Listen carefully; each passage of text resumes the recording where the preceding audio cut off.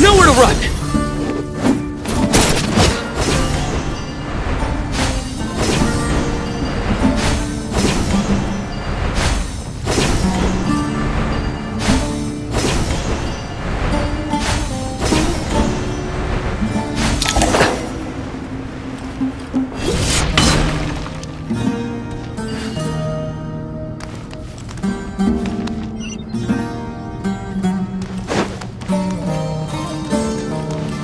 Futile!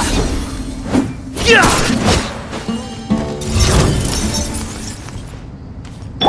Behold!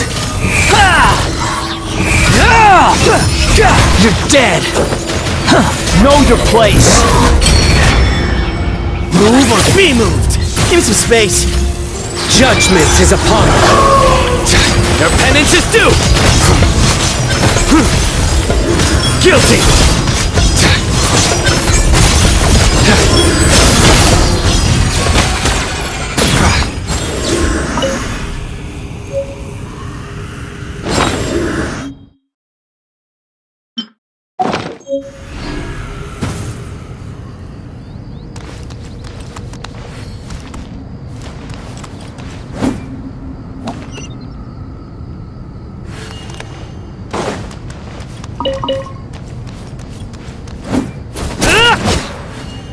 Nowhere to run!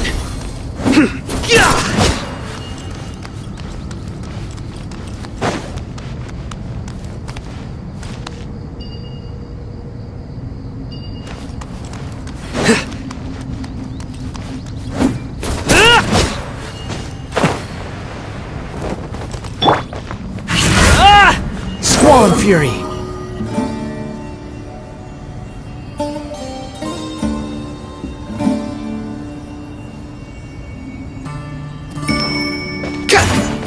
Quit following me! The wind rises!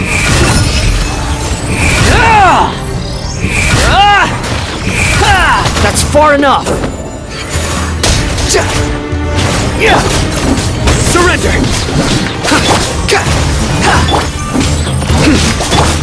Behold! How amusing! Squall and fury! Through me, justice is served! Your penance is due! Guilty! Cry louder!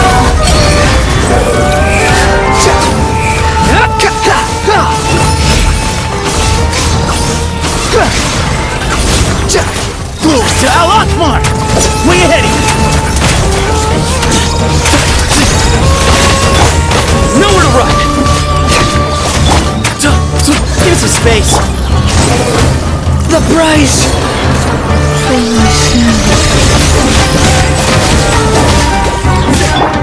Excuse me? Futile!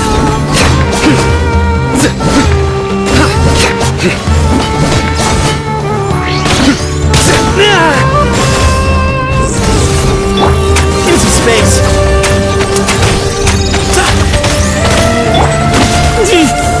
That's my time.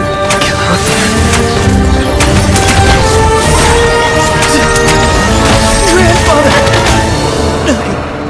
I'm sorry.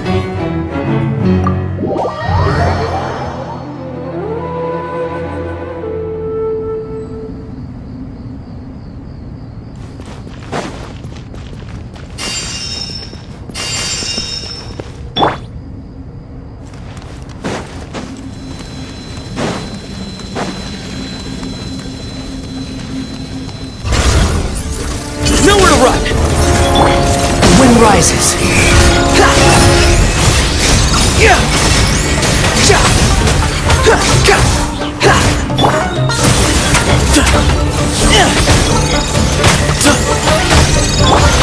Surrender! Behold!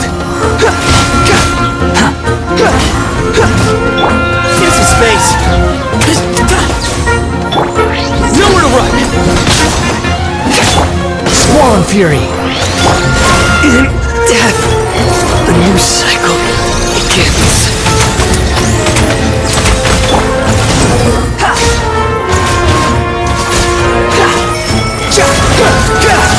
Everything was futile.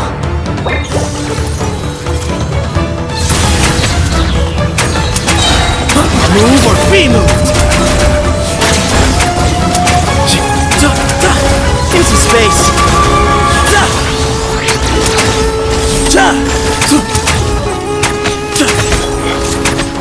Way ahead of you.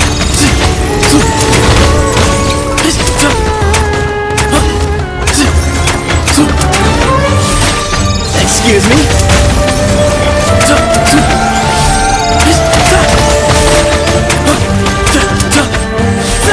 Way ahead. It was all in vain.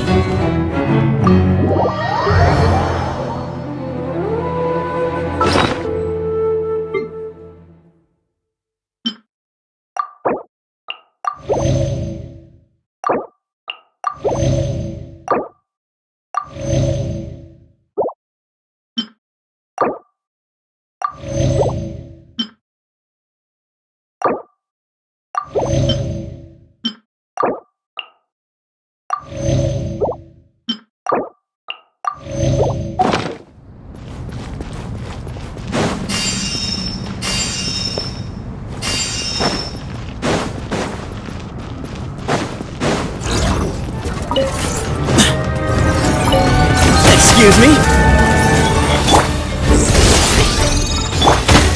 Behold! Ja! Ha! Ha! Ha! Ga! Ja! Ha!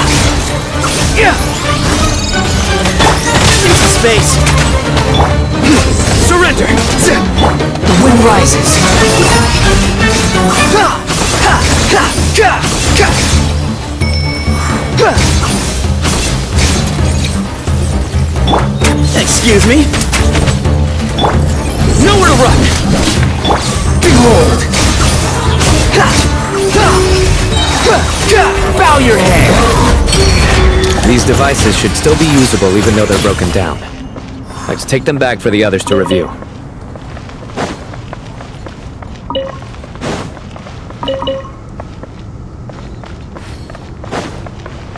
Ha!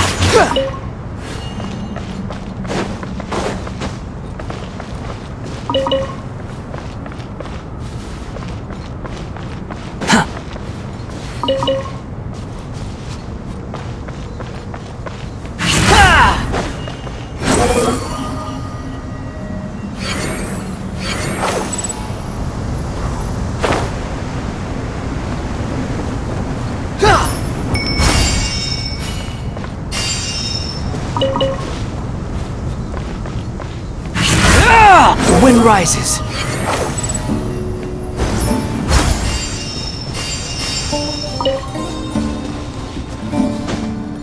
Swan fury.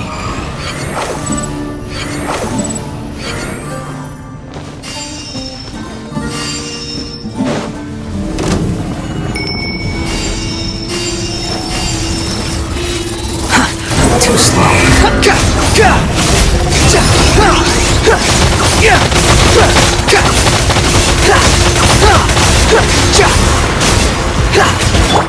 Futile! Give me some space.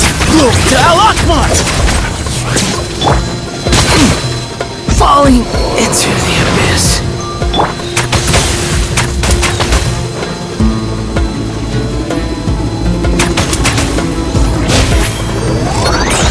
Excuse me? Your sins weigh upon your soul!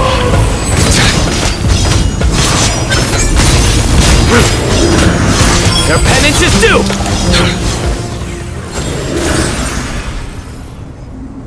How many do we need again?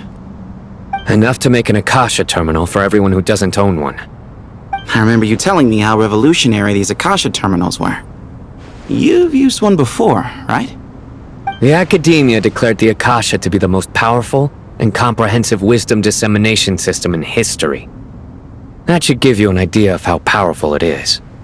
Certainly sounds impressive. Neither Hat Guy nor I have ever had an Akasha terminal.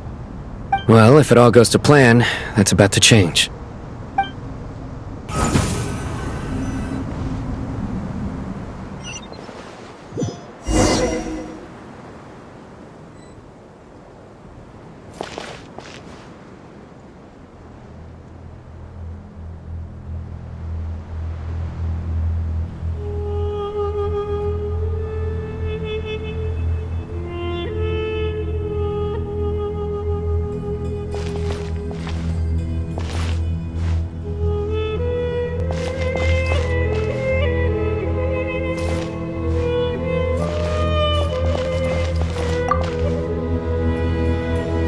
Oh, goody! Thank you so much for handling the delivery. What a long way it was. You've really outdone yourselves. I'm well aware what a bumpy, dangerous journey it must have been.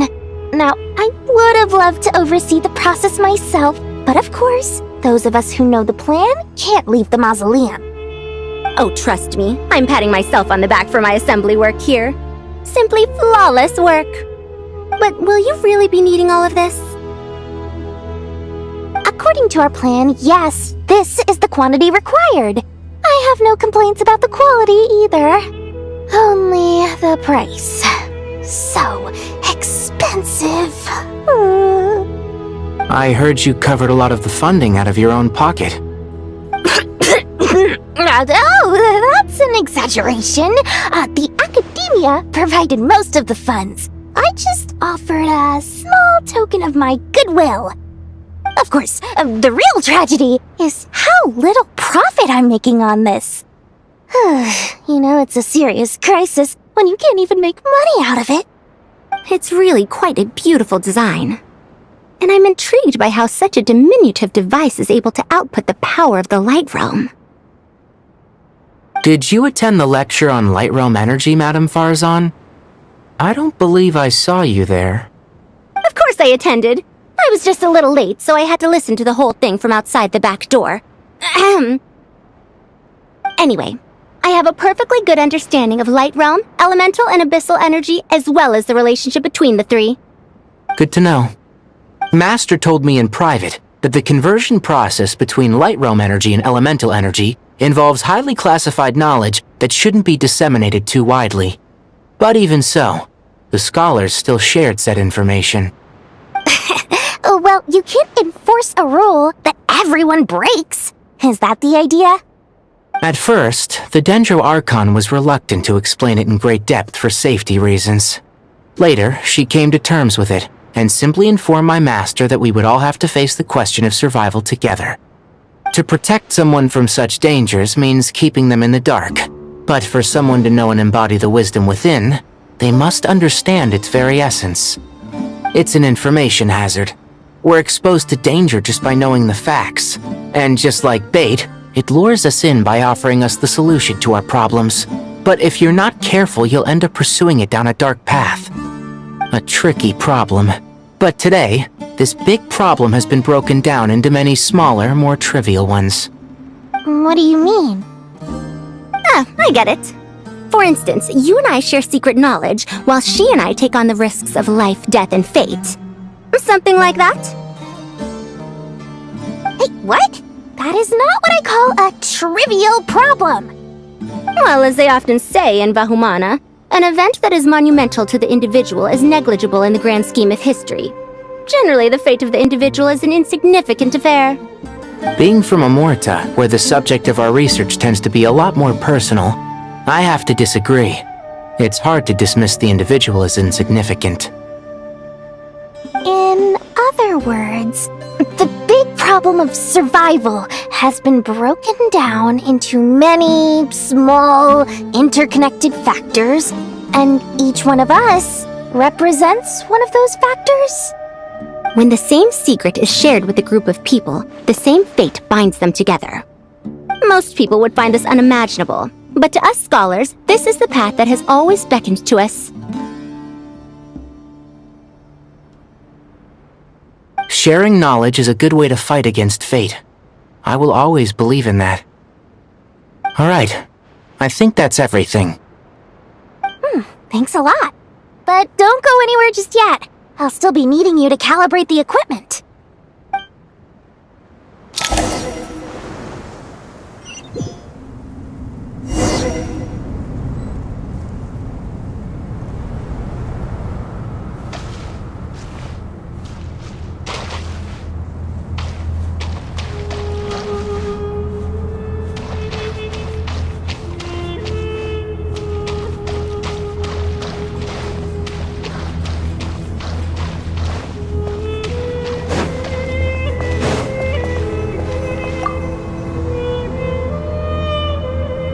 Okay, the materials are ready.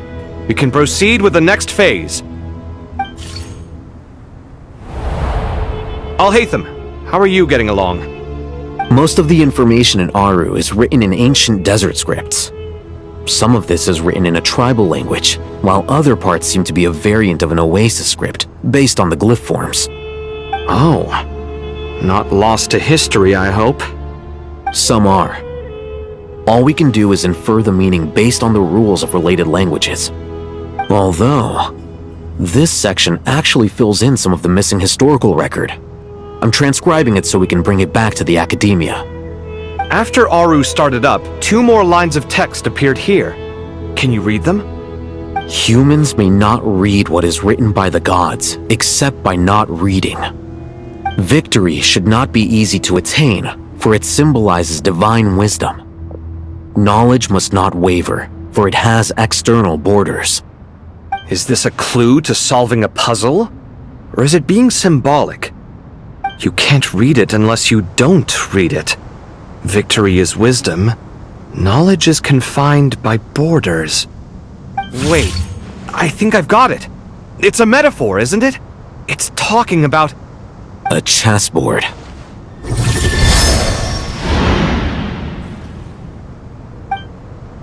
You were right. The youth of today are skilled at solving riddles. Have the secrets buried in the desert not been unearthed over the years all the same? Since Aru is a place reachable through wisdom, this day was bound to come sooner or later. I've always been against overly cryptic sentences. Don't you get tired of reading and writing all that? Ah, it's you 3. Just in time. We've been delving deep into Aru, and now this board has appeared. I've heard this was how you'd while away your free hours. You must be quite the experts by now in that case. It is true.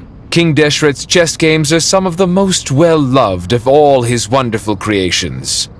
If you have ever been to Safhe Shatranj, you may well be familiar with the chess pieces you see here. Is this chessboard supposed to be another visualization of the interior of Aru, then? Naturally. Visitors, everything is ready. Only by completing the challenge on the board in accordance with the rules will you be permitted to overwrite Aru. 1 second. It's not dangerous, is it? Dangerous? Why, yes, of course. I should be the one to go, then. Wait for me here. Sounds like the self-confidence of our present company has rubbed off on you. Don't be ridiculous.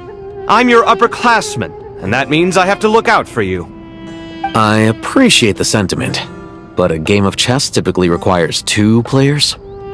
Besides, I'm sure they won't let things get out of hand. Keeping things relatively safe is in your best interest too, isn't it? Fair enough. I mean, you guys are controlling the difficulty, so please don't go too hard on us, alright? Ah, but Bennu said he wanted to put some respect into these whippersnappers. All right. Thank you. Obviously, we'll still try to be careful. This doesn't seem like ordinary chess. Is the goal to defeat the opponent? No, you must enter the board and pass the trials we have placed there. Ready? Let's do it.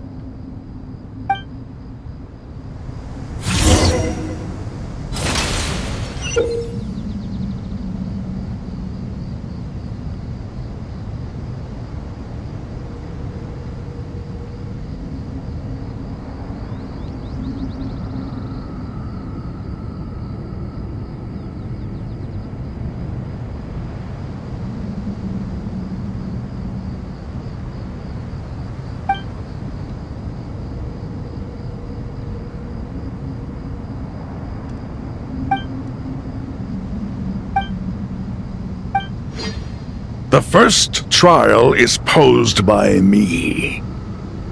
I don't think this is gonna stop us. But the key to this game lies in working together. Otherwise, you will be deemed to have broken the rules. Looks like it's up to me. Marak, can you open it? King Deshret's favorite primal construct. Living on in suitcase form, of all things. Amusing. Ho! Excellent work.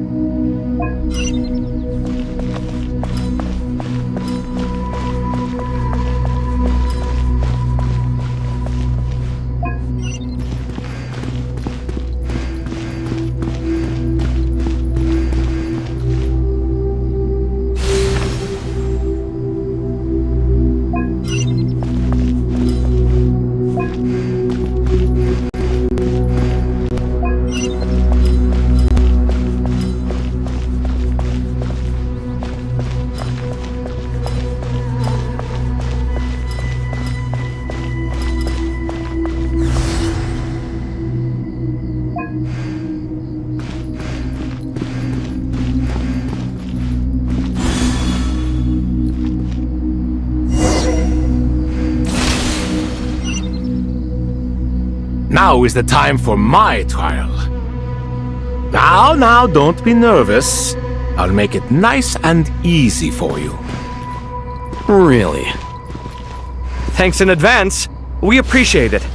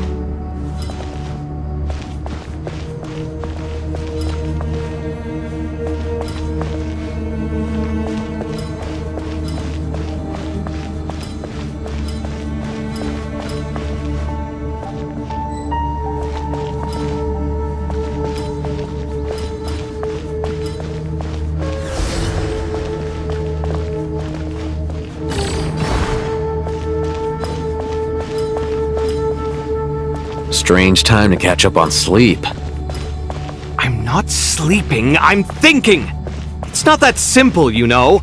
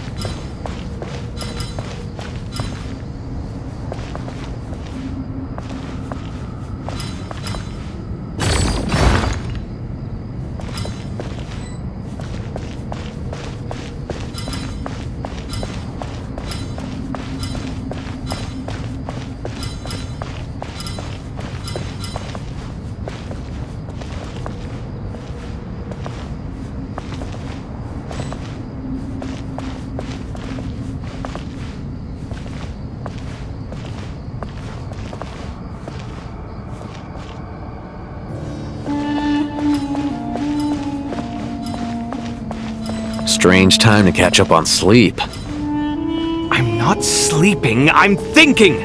It's not that simple, you know.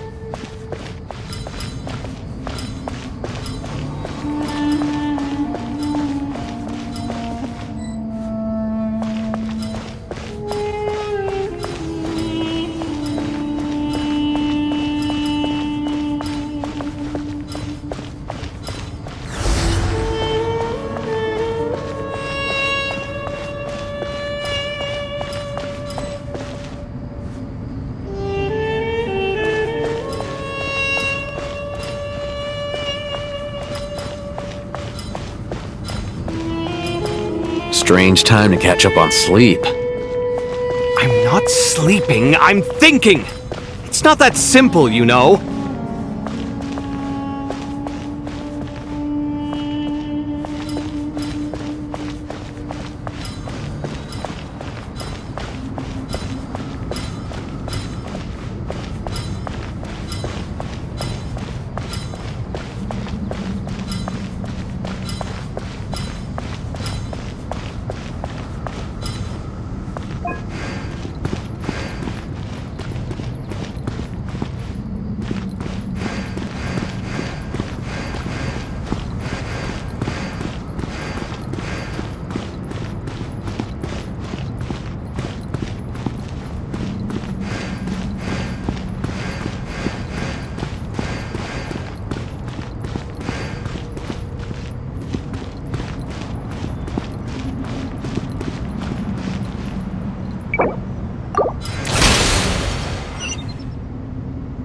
Now is the time for my trial.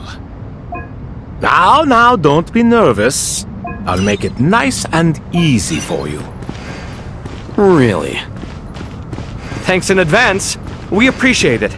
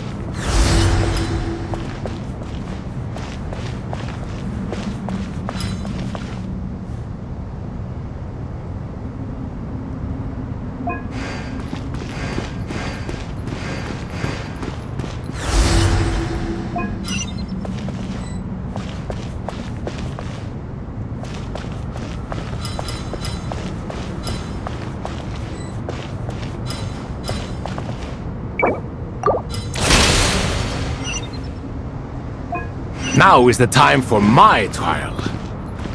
Now, don't be nervous. I'll make it nice and easy for you. Really? Thanks in advance. We appreciate it.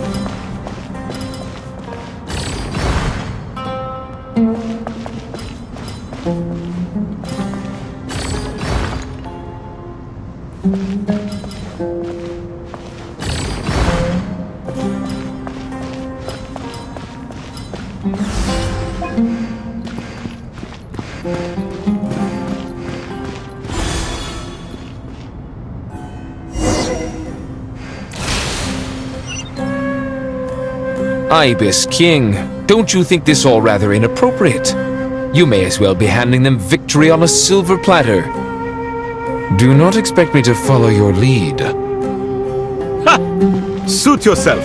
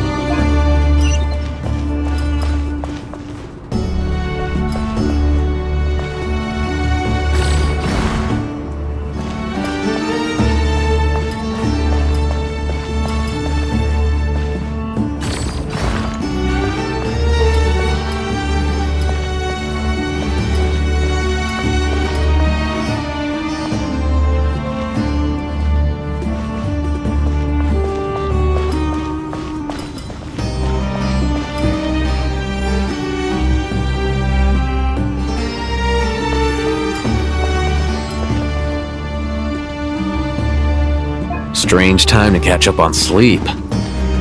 I'm not sleeping, I'm thinking! It's not that simple, you know.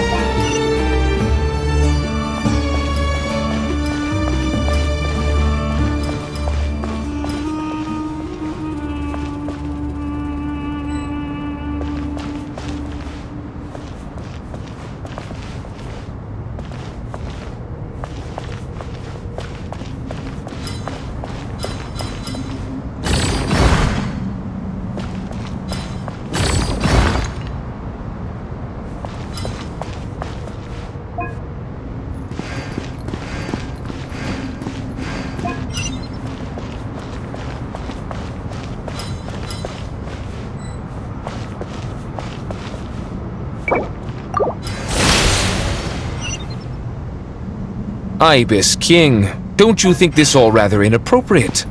You may as well be handing them victory on a silver platter. Do not expect me to follow your lead. Ha! Suit yourself.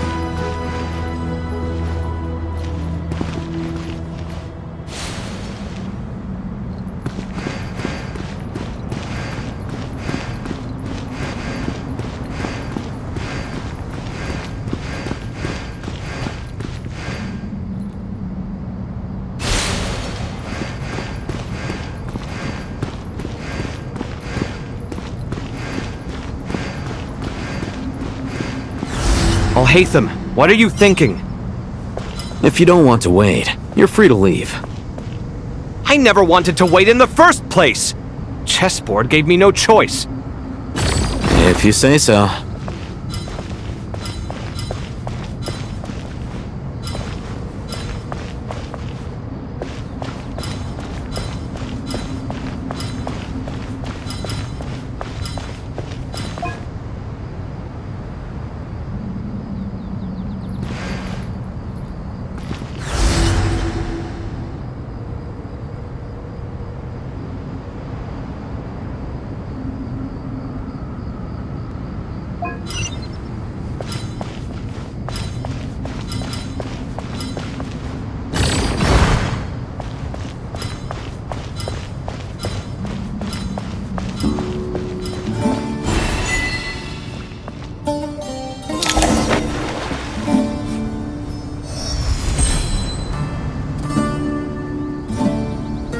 Done. Finally. It's over. But seriously, that was incredible! Standing on the chessboard felt completely different from standing on solid ground. And also... Oh, sorry. I'll save my thoughts for later. Thanks to the three of you for helping us out with this. Is it just me, or were you giving us quite a lot of guidance along the way? We made but a humble contribution. You lived up to our expectations. Bravo! Our aid was not given for naught. In addition to the existing functions, I'd like to ask you for another favor. Since Aru's interference shield can cover the entirety of the mausoleum, it should be possible to extend its range even further. Perhaps you can find a way. So, building upon the existing functions to... Ah! I'm with you! Imagine for a moment. What would the ideal outcome look like if this function were compatible with the devices? I agree. This is the best solution possible. Please, everyone, we beg you to help us. Me, oh my! Well, since you ask so very nicely, I suppose... Goti? Croco? What do you say? Naturally.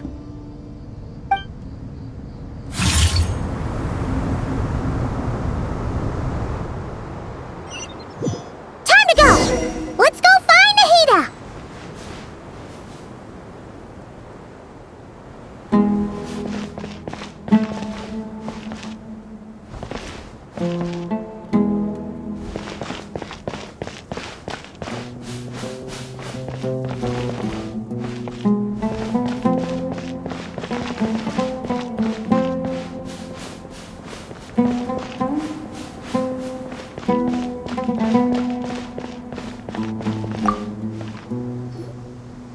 You are. Miss Nicole truly is an angel. She shows great wisdom in guiding others, and she has already sent word to Natlan on our behalf. She said that while the other members of the Hexen Circle are busy with important work, she is quite free, and she is more than willing to accompany the people of Sumeru for the entire journey. Oh, there's Nicole, all right. Always super patient and loves to help everyone out. She's the best. She is. So kind and enthusiastic. Well, time for us to get going. Let's head out.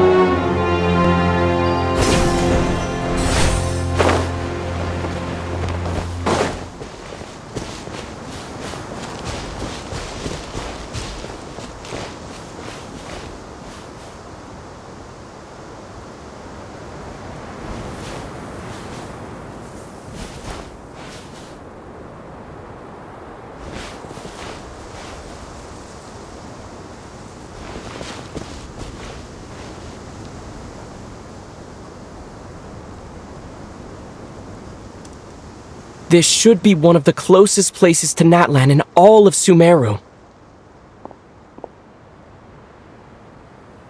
There's the barrier Nicole and Nefer mentioned. It completely cuts this nation off from the others. But why? Why separate you from the rest of the world now, specifically? And if I'm not mistaken, Irminsul was polluted once before, wasn't it?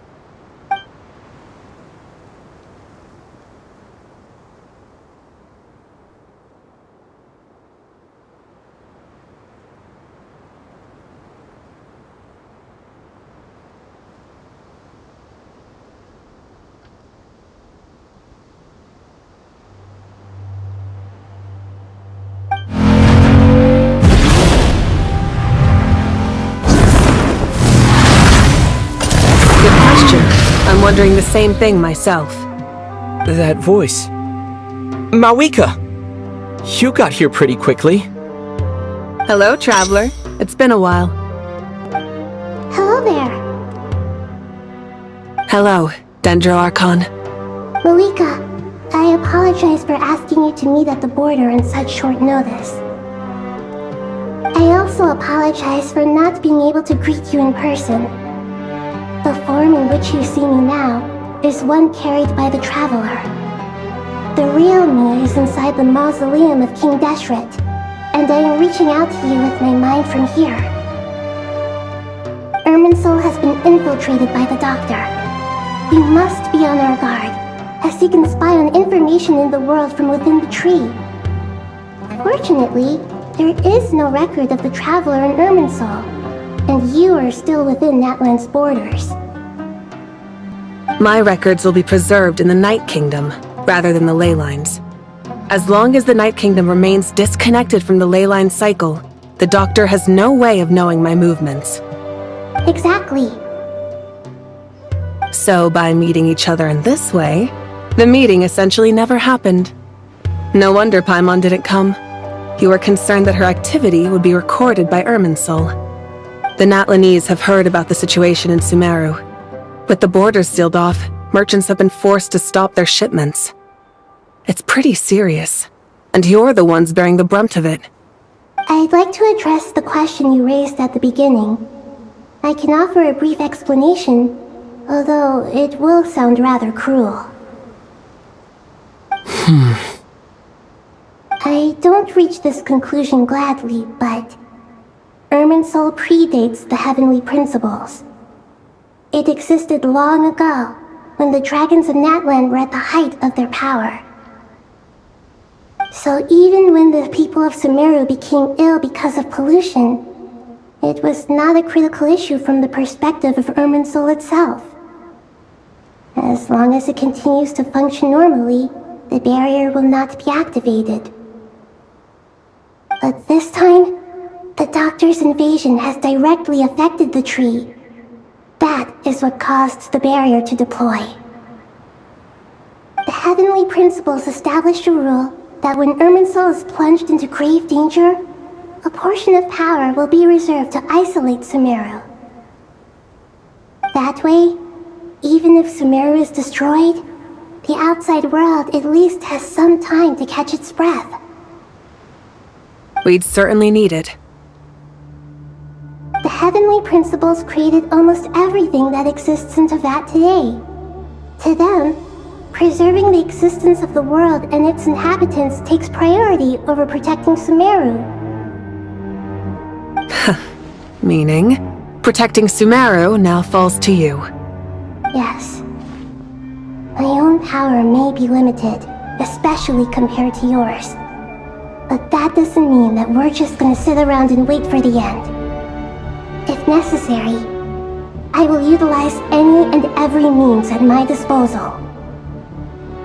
Nicole of the Hexen Circle didn't say exactly what this meeting was about, but after hearing everything you've said so far, I think I can guess where this is going. That's right. Nahida and I discussed it at length. We both know how presumptuous this is, but... You need the Pyronosis, don't you? Yes, you guessed correctly. Originally, I only intended to borrow it, but the situation is far graver than I foresaw.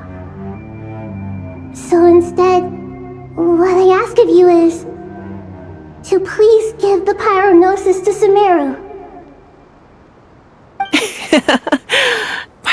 sound so nervous. There's no need to be shy. Surely a gnosis is pretty important to a god. I guess, but it's not as if losing it would suddenly render us powerless. But I'm sure you don't need me to tell you that.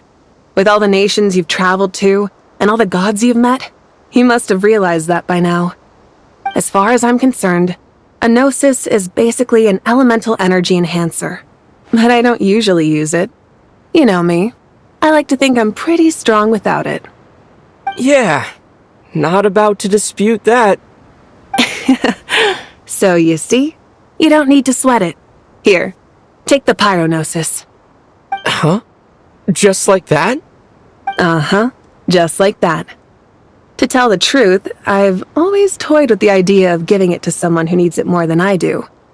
I know you accompanied Nahida here to try and increase the chance of success. It's a good thing you did, because your involvement is one of the main reasons you've managed to persuade me. Are you sure about this? Handing over your gnosis just because of me? I won't try to quantify it, but trust me. Handing over the gnosis to Tumaini is far from the craziest idea I could think of. Besides, even if you hadn't come here personally, I think I still would have agreed to Nahida's request. Irminsul doesn't just affect Sumeru. It impacts all of Teyvat. I know all too well how difficult it can be to protect the things you care about. So logically, morally, or however you want to cut it, helping you is the right thing to do. You don't need to tell me the specifics of your plan. Where the gnosis is involved, the tighter the secrecy, the higher your chances of success. Marika, my heartfelt thanks go to you and the people of Natlan. Don't mention it. But now for the hard part. How do I actually give it to you? The Irminsul barrier is right in the way. I have an idea.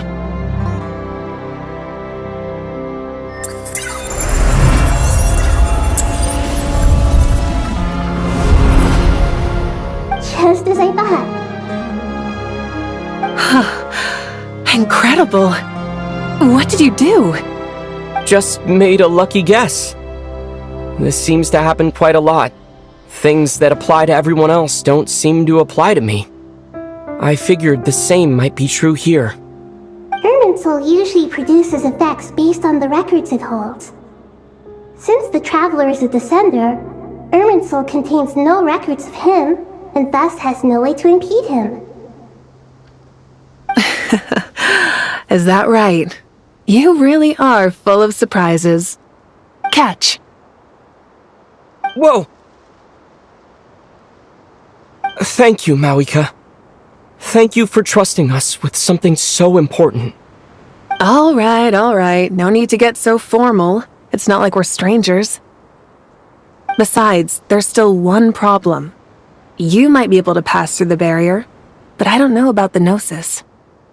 Any other surprises for us, Traveler? Let me try something. I have the pyronosis in my hand. It feels strangely ordinary. Not particularly heavy, and yet this tiny thing symbolizes the mighty authority of a god.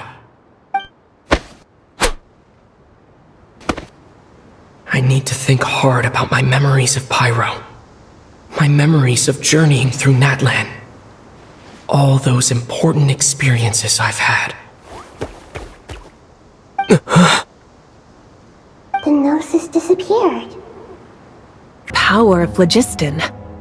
You might not be recorded in the ley lines, but you're still our Tumaini.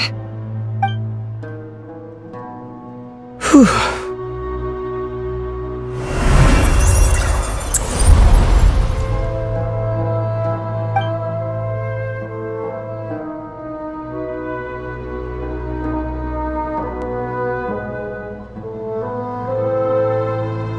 Please allow me to express my gratitude once again, Marika.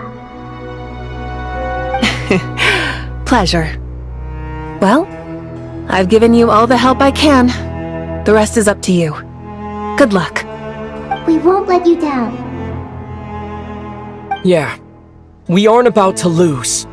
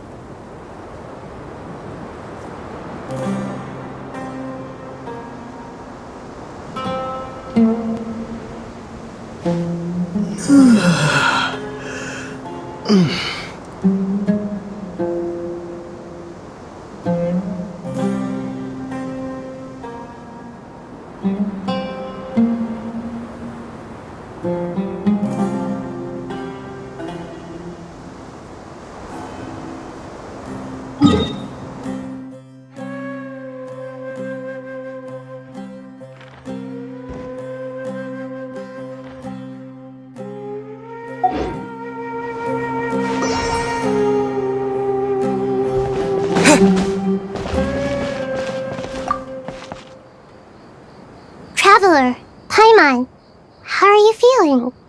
Paimon's a teensy bit nervous, but only a teeny tiny bit.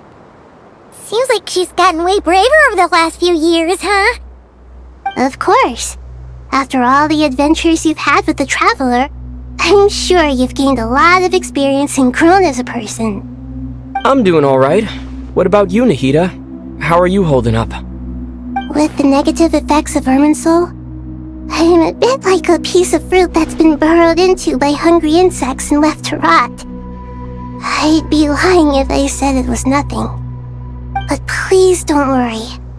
We all know what we're getting into, and we've prepared as well as we can. I believe in everyone. I believe in you. And I believe in myself.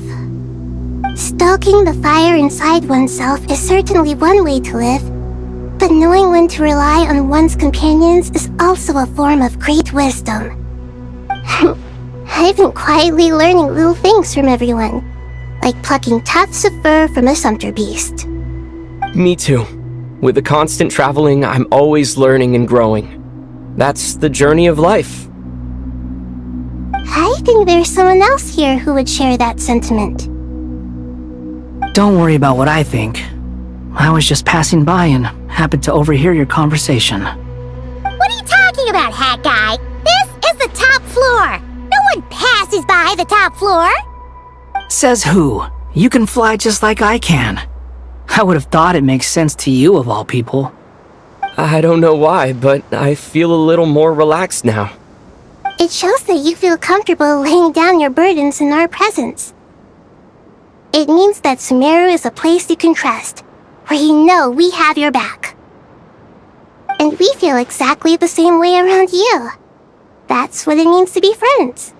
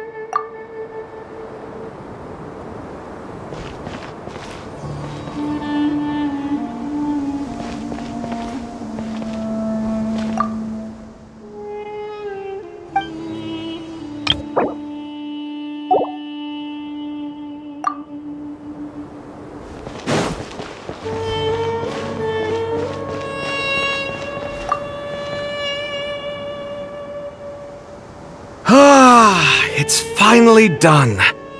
Ugh, but I have a nagging feeling that there's something I've forgotten.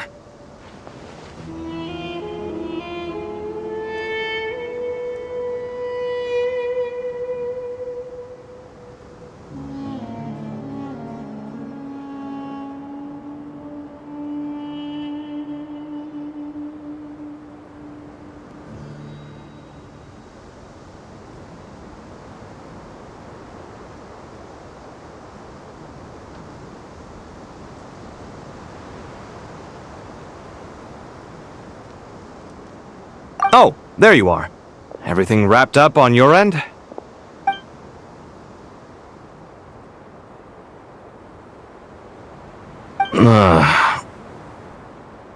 Okay, fair enough. That was a pointless question.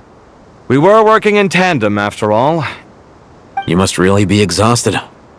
Well, it's been a busy day for both of us. When work ends, you clock out. No looking back. Yeah, we're definitely due a break. Probably a little late to start drinking now, though. I'll stick with water. Here, this one's for you. Thanks. You want a bite to eat? I can grab us something. Or wait, I think there's a stove nearby. Let me take a look. Are you nervous? A little, yeah. Unlike you, it seems. How are you not feeling at all nervous? Because everything that happens next is beyond my individual control. I don't worry about things I cannot influence. What do you mean, cannot influence? You're the one who came up with half of the strategies we ended up using. There's only so much I can do. I was only doing my duty. Was it like this last time, too? You mean with Azar and his accomplices? Yes and no. The situation back then was easier to control, but we weren't as prepared as we are this time. So the enemy is stronger, but so are we.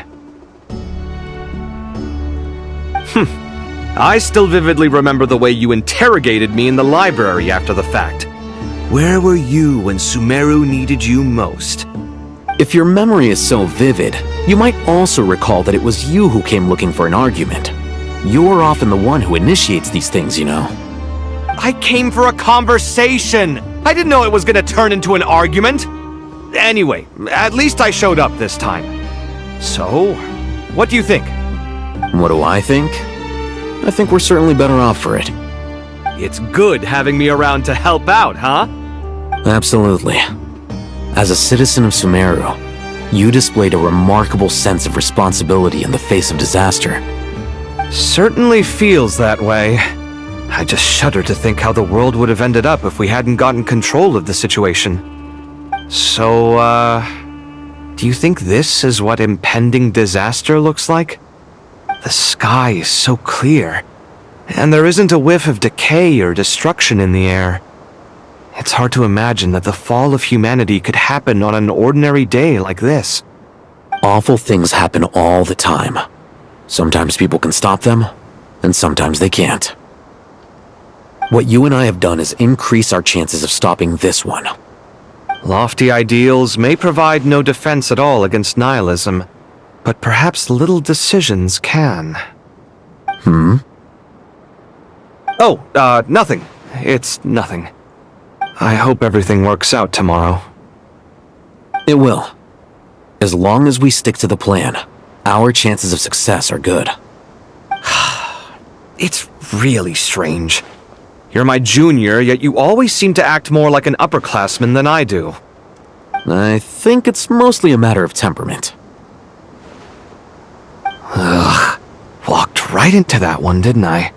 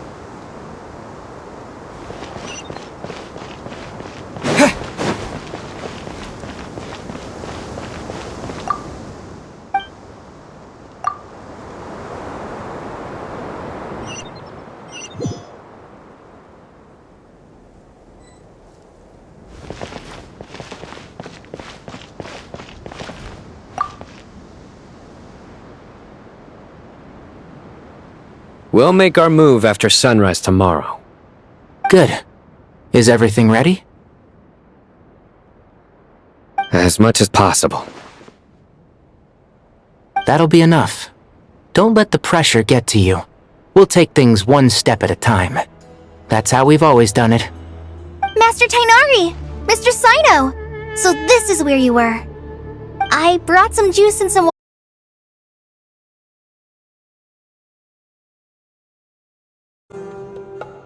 No. I will protect it. And once you're done, how about you come back and apply for Spontamod? Stop it with the sales pitch, would you? Hey, excuse me. There are still 3 unclaimed cups of juice here. Why don't you take one each? Ugh, my arms are getting sore from carrying them around everywhere. Madame Farazan, why are you... Here, let me take them off your hands. Thank you, Madame Farazan. Drink up and enjoy my handiwork. I think I'm going to make something else now instead. Please, try to relax, Madame Farazan. Your nerves are starting to get the better of you. I know.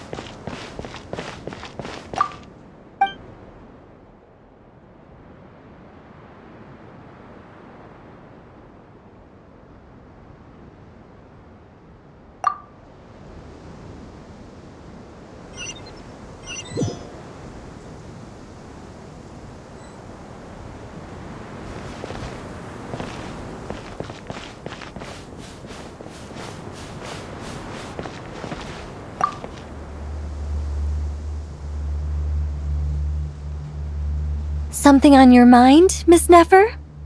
Nothing in particular. It's just... right now the future feels strange and unfamiliar. But the future has not yet arrived. How can you say how it feels? Some people know that there's an impending disaster. Others remain blissfully unaware. Each group is imagining an entirely different future while walking towards the same one. But when they get there, they'll still find they feel differently about it. People are shaped by their circumstances. Different circumstances create people with different perspectives. I've always found the perspective of the Vahumana Darshan to be a particularly incisive one. Even at the height of the crisis in Nodcry, people held diverging opinions. But things are different this time. Indeed. Regardless of faith, gender, wealth, skin color, or eye color, everyone in Sumeru knows what will happen tomorrow. The world has never been an especially fair place. Yet now, against all odds, a moment of unprecedented unity and equality is about to take place. It's fascinating. If only my father could have lived to see this era. Era. To me, that term represents a much greater span of time. It can be an unsettling word. I would even say I'm afraid of it. Do angels even feel fear? Yes, at least I do. I fear the gap that grows wider with each passing day, and the never-ending flow of time. Time renders all memories insignificant and reduces all splendor to nothing. But those memories are the one thing I do not want to lose. You're very human in that regard. If angels draw too close to humanity, our wings burn away in the bright flame of awareness, and we fall to the earth. After spending so long among humans, I have lost much of my former glory. Maybe that's a good thing. You're more human than some humans are. I've been talking to Kale a lot in recent days. We seem to be in completely opposite situations. I suppose that makes us good case studies for comparison. Case studies for who? Myself, I suppose. After comparing the two of us, I suddenly discovered that I desired more than before. It was a gentle, pleasant sensation. Just as most people pursue glory and miracles, I too am pursuing miracles of my own. Guiding humans to make the miracles in their hearts a reality. That is my miracle. It doesn't sound so bad, does it?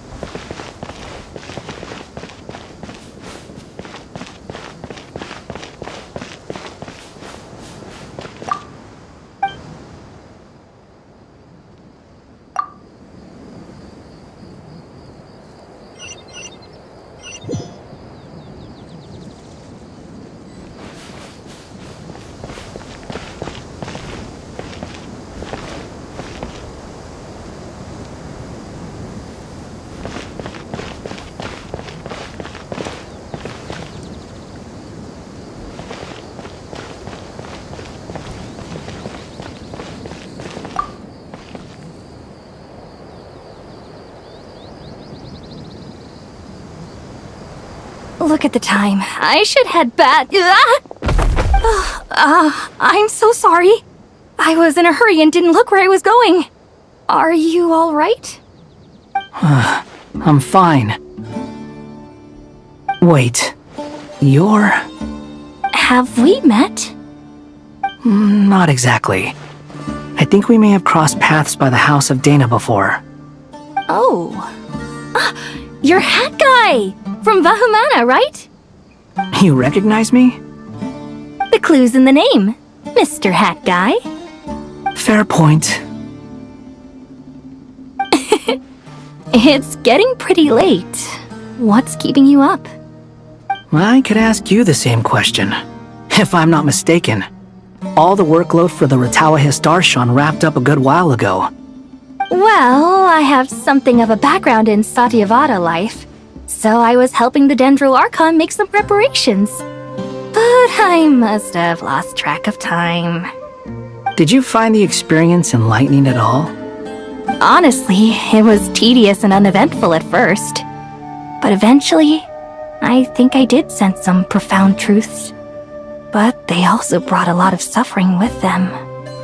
I was told that I even shed tears while I was meditating, though I have no idea why. Sorry. I hope I'm not scaring you. Not at all. It just proves you're very accomplished in your research. Good night. I wish you all the best for tomorrow.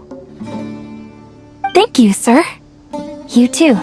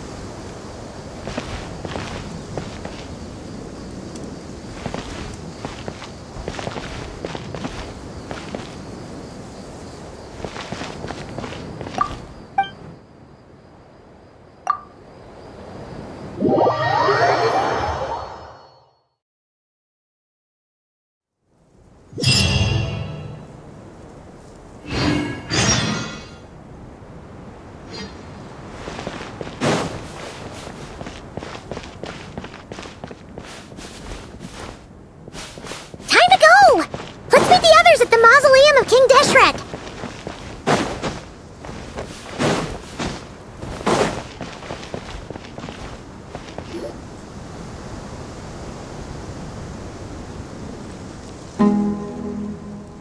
I have not felt this way in a long time.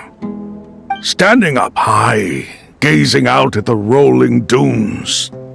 One cannot know what freedom truly means without first losing it. The golden slumber truly lives up to its name as a dreamland. Though desert sands exist there too, no mirage, no matter how glorious, can compare to true beauty. Dendro Archon, what is on your mind?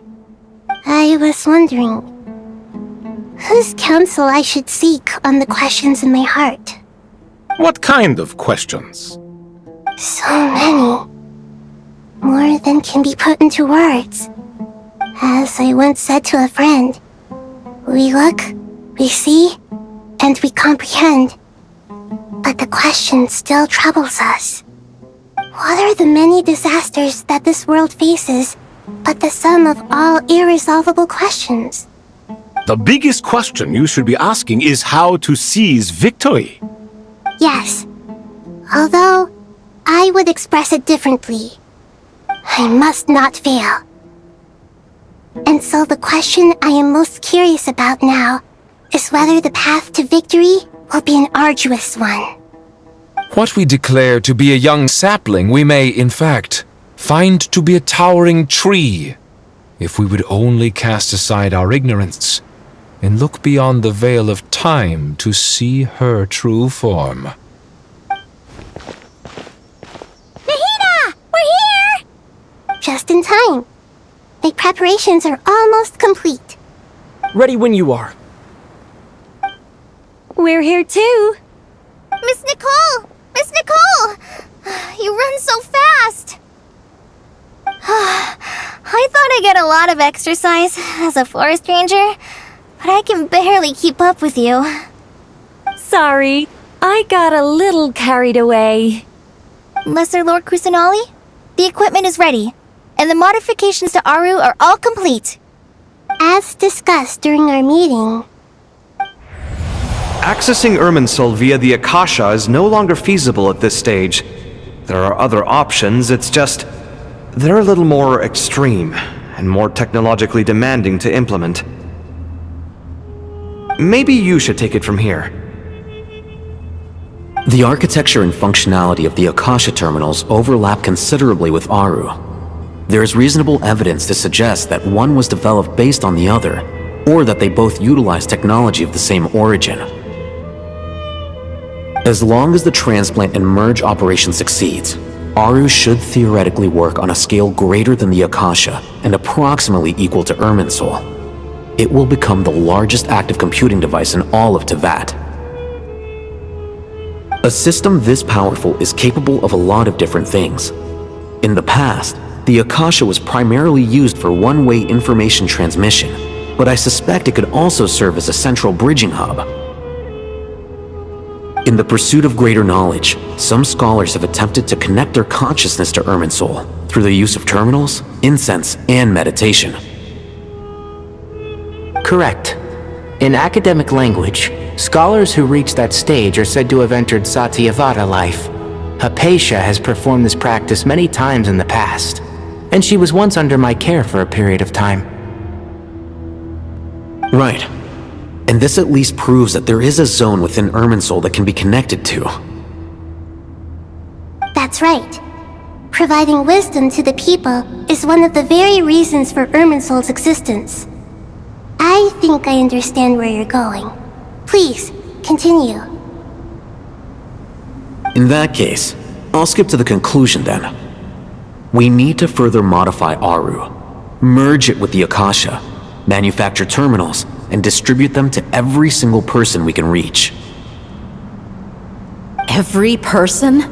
Even the desert folk? Yes, everyone. I've already calculated the amount of raw materials we need. So you mean we're going to get new Akasha terminals? Yes, but this time the people of Sumeru won't be using them to acquire knowledge, just to connect to Irminsul. That's the key. When we evacuated the city, we brought all the important assets from the House of Dana, in case we ended up needing them. Fortunately, this included the Akasha system's main terminal.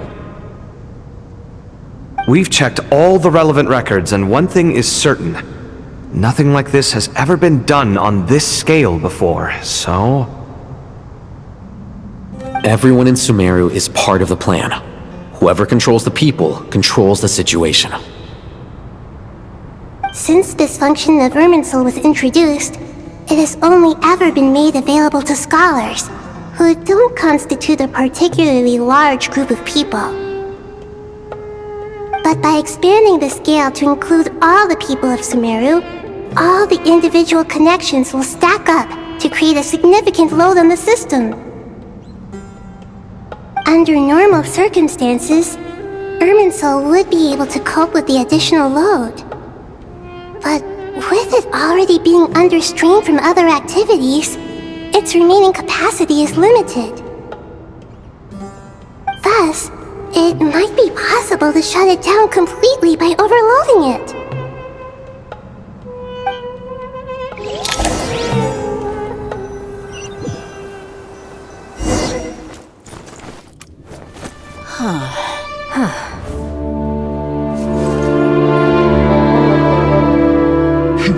Counting down. 3, 2, 1. Are you ready? Ready!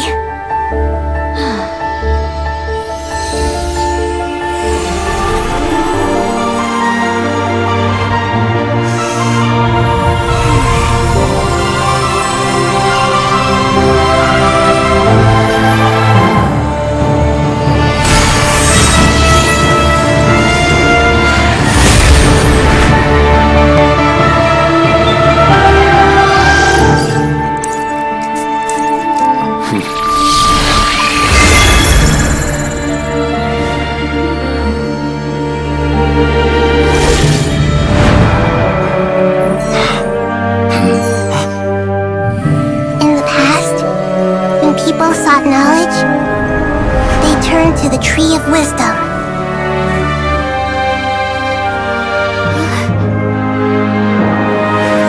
Today, we use it to save Sumeru and the whole world. These boughs that nurtured learning must not become tools for destroying the world.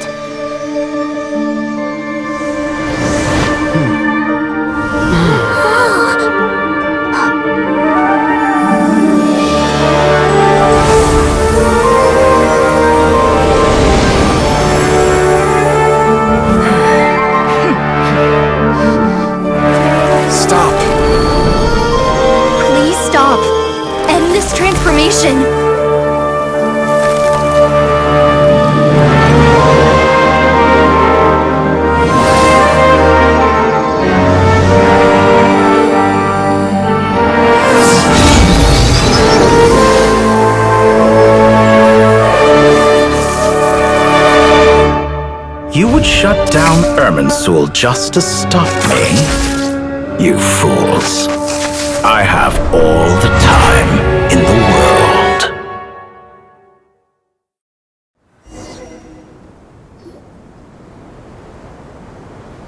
Success! The evil Irminsul tree is stopped growing! Great!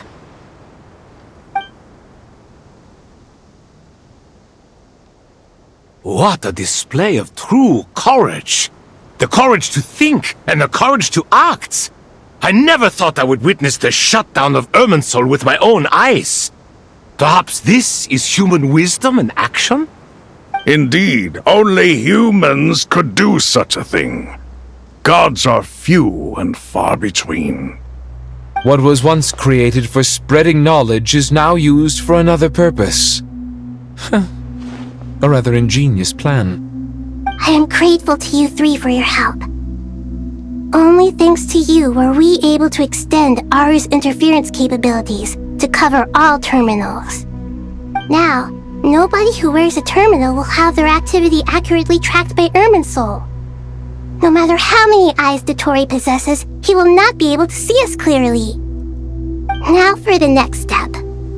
I will need the help of your supreme powers once again. How might we be of service, Lord of Dendro? I need to reach the Eternal Oasis immediately. Right now? In that case, Ibis King, would you agree that this is a fine opportunity to dust off our old tricks? Never. I assume you have that chess set with you? You mean the one you gave to me as a gift? Asking for it back, are you? How could I? You misjudge me. I just wanted to show you another way you can use it. Connect to VII Shatranj.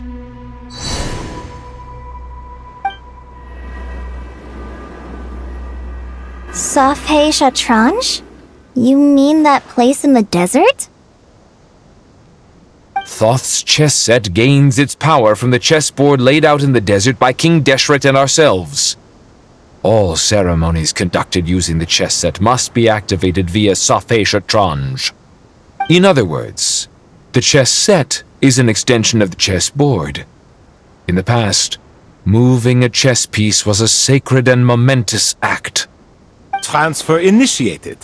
Entering live combat mode.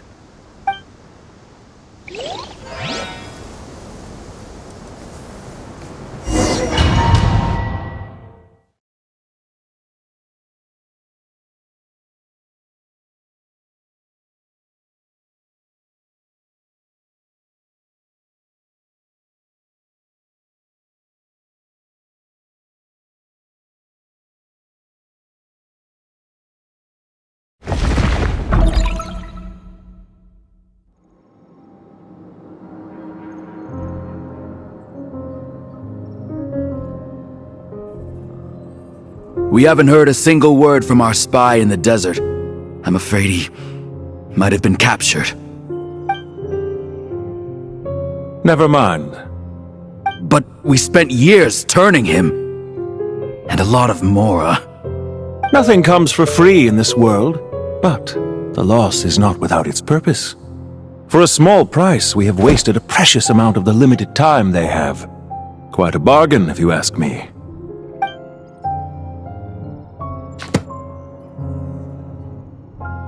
Understood. Weighing profit against loss is a necessary part of life. But to tell the truth, I have been operating at a loss since this all began. Since many centuries ago, in fact. For instance, why would a banker act as the executor of a will? If you hadn't deposited your personal belongings at Northland Bank, I would have no reason to be here right now.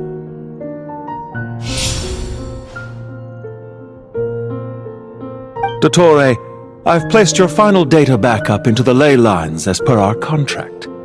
I trust we are now square for the safe deposit fees you paid. Is it not a little petty to split hairs like this, given our amicable relationship? I consider sound bookkeeping a matter of principle.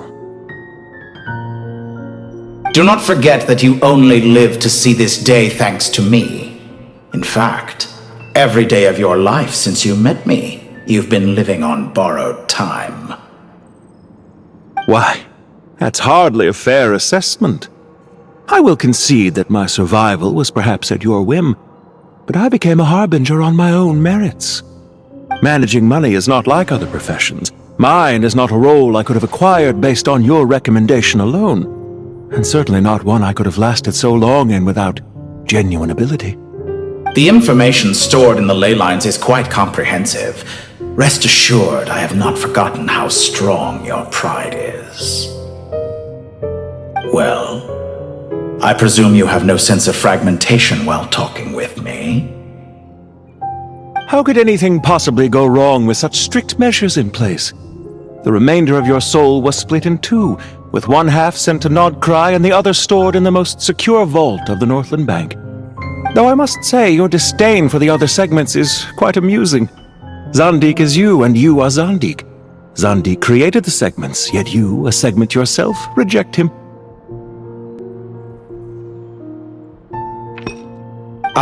That is, Zandik, created segments of various ages in his later years. To achieve this, he had to freeze time and part with a portion of his soul. But as constructive as it sounds, it erases my uniqueness. If each segment is equally me, then by the same token, none of them are truly me. A soul living forever in the past inevitably holds different views than he did in his later years. The same thing that completes me also restricts me. You too might ask yourself which stage of your life you want to be preserved at. The day your business failed? Or the day you were framed by a gang and sold off to a medical lab as a test subject? We needn't dredge up the past. This undesirable plan was eventually scrapped. Lesser Lord Kusanali was quite right. I needed an opportunity to eliminate myself. And after that, I concluded that there was no more effective plan than directly splitting the soul. Once the soul is transferred out, you will find that creating a physical body is far simpler than creating a puppet. The other half of your soul suffered a crushing defeat in Nodcry, you know. And yet in the process, I obtained the information I always wanted, did I not? Because now we finally know where the best testing ground truly lies. I once thought your ultimate goal was to ascend to godhood. But as it turns out, that was merely one of your experiments. Experiments take many forms. Most people are too eager for success, too fixated on the end goal. They forget that the experimental process itself is just as important. A suspiciously vacant seat, a new face. I trust you can put two and two together. The reason it doesn't exist is because someone tampered with the record. What can I say? After all your efforts, you really did uncover the world's secrets. So, is the new world you promised a lie? No, it never was. I am glad to be able to control Irmin's soul from within. Now I shall attempt to create a new world inside the existing one. Almost everyone faces the prospect of death. But not a single person has ever been able to experiment unrestrained in the afterlife through sheer force of will. I am the only one to have overcome this enormous challenge. Would I not be letting the world down if I didn't make the most of the opportunity to experiment? Clearly, the dividing of your soul did not affect the magnitude of your ego. Out of all the versions of you that have ever existed, this you is the most insane and the most radical. Is that why you chose to work with me? Which was it then? My insanity? Or my radicalism? Could I call myself a venture capitalist without a suitably ambitious plan to invest in? Yours happened to fit the bill quite perfectly. Well then, I must say, while I am surprised enough that you showed up at all, what surprises me more is that you chose to present yourself as my former subordinate and not as the banker Pantalone. Why make things harder than they need to be? Exposing my true identity in a situation like this would only serve to destroy diplomatic relations between Snezhnaya and Sumeru. I daren't imagine the consequences. Showing up in the name of the original antagonist gives you the recognition you rightly deserve, while also being sensitive to Snezhnaya's predicament. It was an easy win. As for why I'm here, If you're suggesting that your credit is in the negative, I won't argue with that. Many people say that about you. I'd argue that a significant factor in your willingness to cooperate is the fact that you have but a few years of life left after my death. Living and dying together has a way of binding two parties together rather closely. Is it not true that a relationship should be judged by both the positive and negative returns it yields? So some of what I said actually made it into your head after all. It's true that I hope you don't die too soon, but don't you find that a strange thing for me to say? After all, you've already had quite a long life, especially for a human being. Let's not pretend that you're any more innocent than I am. Are we not the same in this regard? We both despise the existing laws of this world, and neither of us enjoy being under anyone else's control. Is it really so greedy to want the world to operate by a new set of rules? Of course not, my dear friend. And as I've said before, mutual interest is the foundation for the most reliable of relationships. You can attest to that. I just hope there never comes a day when I have to work too hard to prove that. Regrader, sir. People have been spotted approaching Sumeru City. How strange. Despite your access to Irminsol's data, it appears the soldiers noticed before you did. They must have found a workaround. Well, Dottore, I trust you know what this means. The fact is... They're coming. They'll breach the city gates any moment now. But even so, I would say Irminsol is a wonderfully convenient thing on the whole.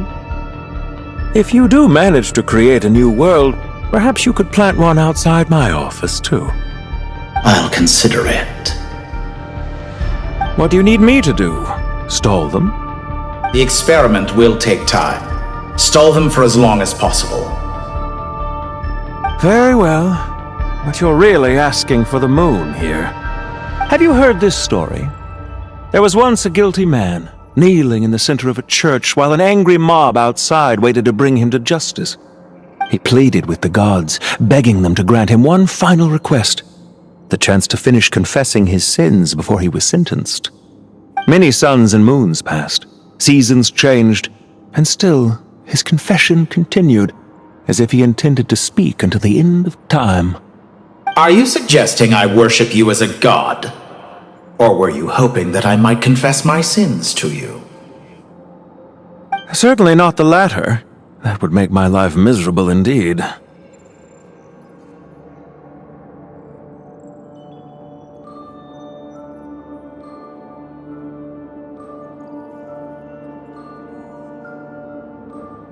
For someone who despises them so, you never seem to have any objections to me creating or becoming one. At first, I thought you'd be furious. Concerned I would terminate our partnership, were you? Not at all. You had reasons why our partnership must continue. Don't you find people's attitudes toward gods amusing? A god descends from the heavens and people worship it unreservedly, blindly following whatever rules are given to them. And yet, when they see an ordinary person gain godlike levels of power by virtue of their own hard work, they treat him with nothing but suspicion, even if he is a compatriot. Is that supposed to be a compliment? No, I was just thinking. I pity the man who would call you a compatriot. There's no need to be so self-critical.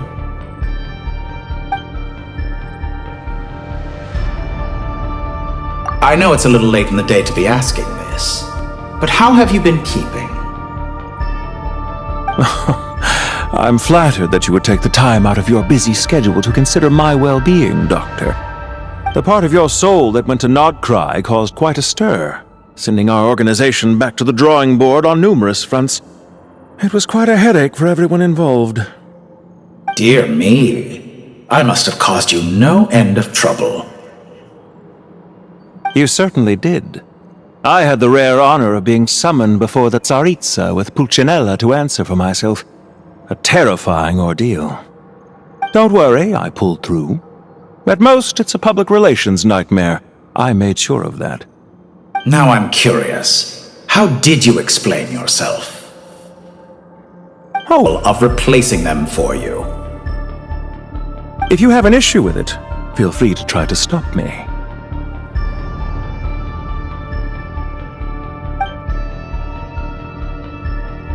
What's on your mind? The limits of humanity. It's a pity.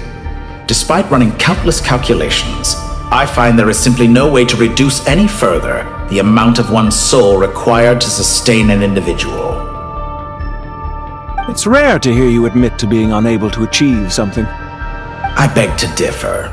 For instance, as I've told you before, the original me was prone with your intact soul as the base material. What would we create? Such a scenario would be impossible. Oh? As long as your current soul survives, there will be no need to create a new individual. Don't forget, you were the one who approved of the present situation wherein only one Dottore remains. And if you ceased to exist, who would be capable of performing this experiment?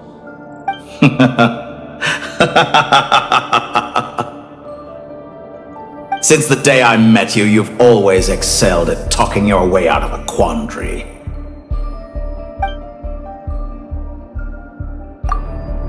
Isn't it a little too early to be saying goodbye? Not that I wish to keep you from your business, of course. Very well. Let's leave the conversation there for now.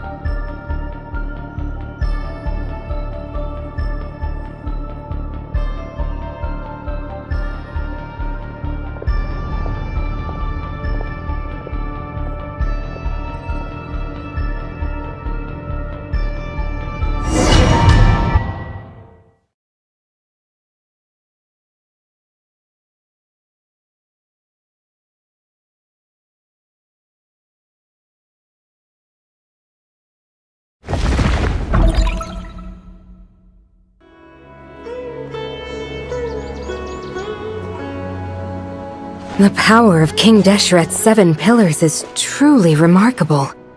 With just a chessboard, you can move an entire unit across the material plane. Yeah, sets us up for a much easier fight. Really makes my day. The last time we stormed the city, it involved a lot more running around. I wonder how many people can say they stormed a city twice in their lifetime. I was just thinking that.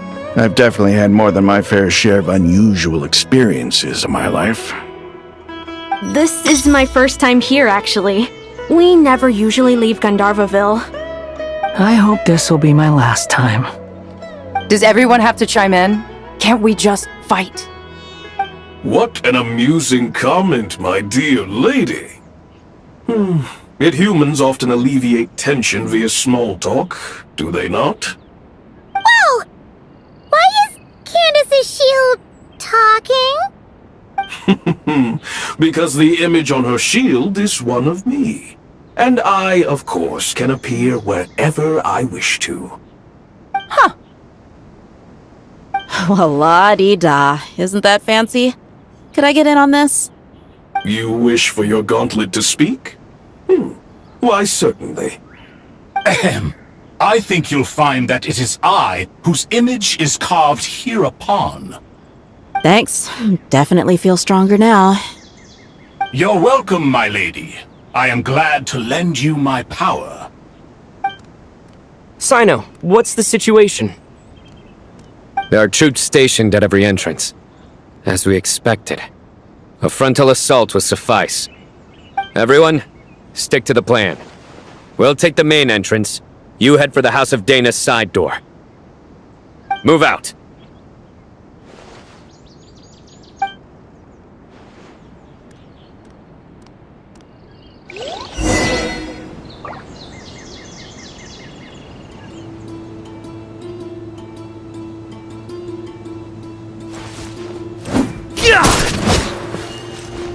Surrender!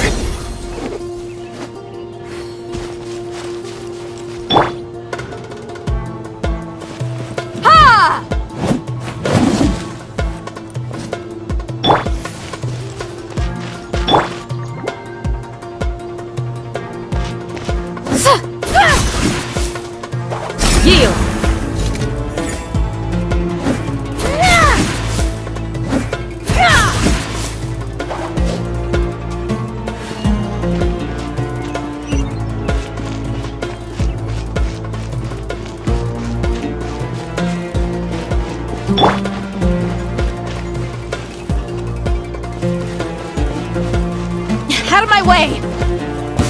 Take this! Your turn. Your maker! Watch out! Get lost! Whew. Thank you, Jed. You gotta be more careful. If you're not ready to put your life on the line, you can't be certain of defeating your opponent. She's right. Keep your wits about you, Rana.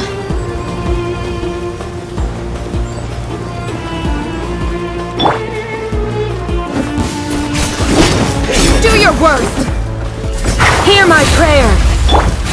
Nowhere to run! Look alive!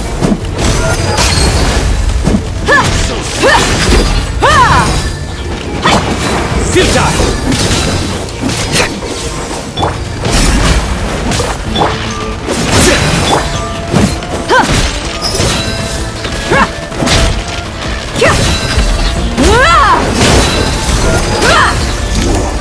Can't run. Nowhere to run!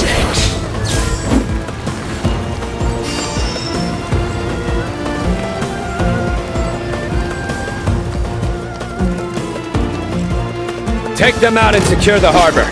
Reinforcements will arrive by water. Consider it done. Show no mercy. Grant us your blessing! Through me, justice is served. You stand condemned!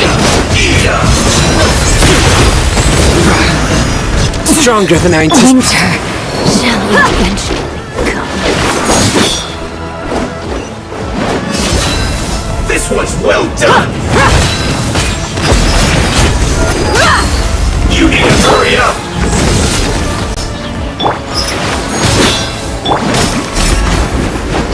Roast and fry!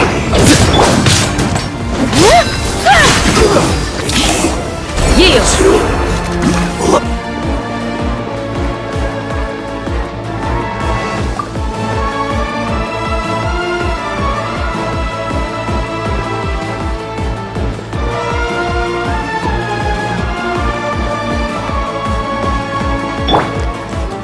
Futile!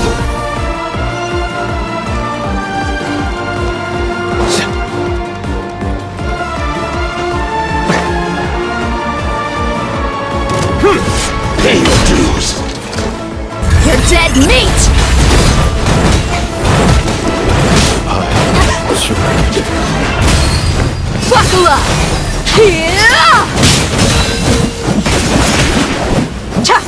Hear my prayer! Please! Ha!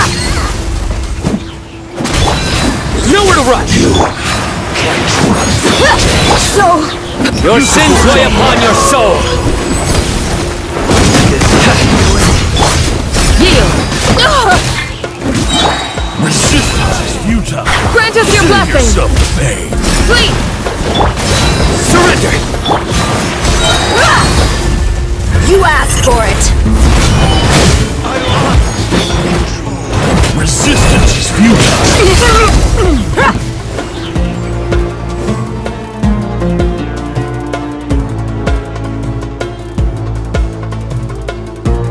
Waterway secured.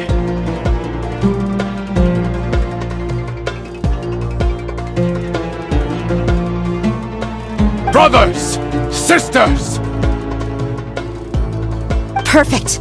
Just in time.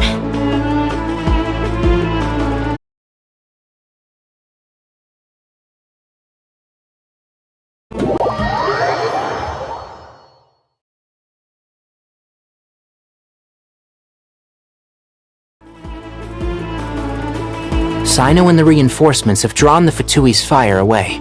It's our turn. By using a cluster leaf of cultivation, we can pass through certain terrain silently. Good luck with that. We'll just fly up there. Huh? Oh, yeah! Paimon forgot she could fly! Ready? Ready!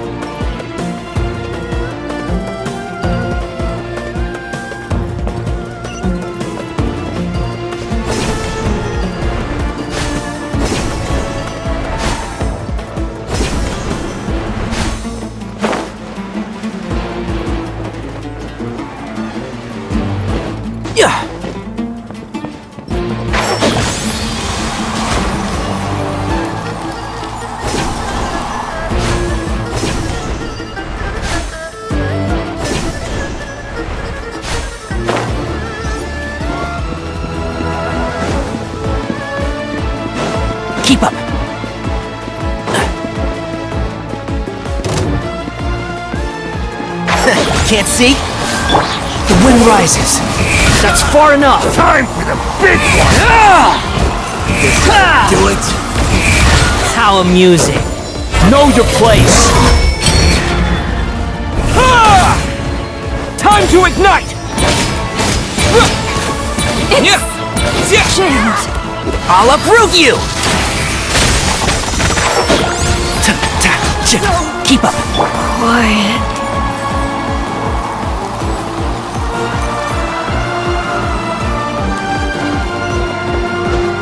Squall and Fury.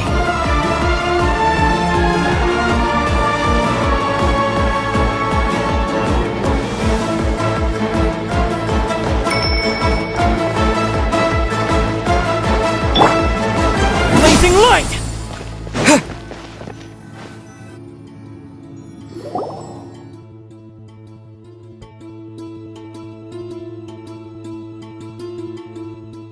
Fatui soldiers up ahead.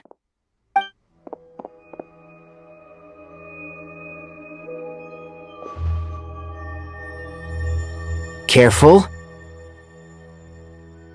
Prepare for battle. Hey! There's people over there. You have some nerve showing your faces here in the center of Sumeru City.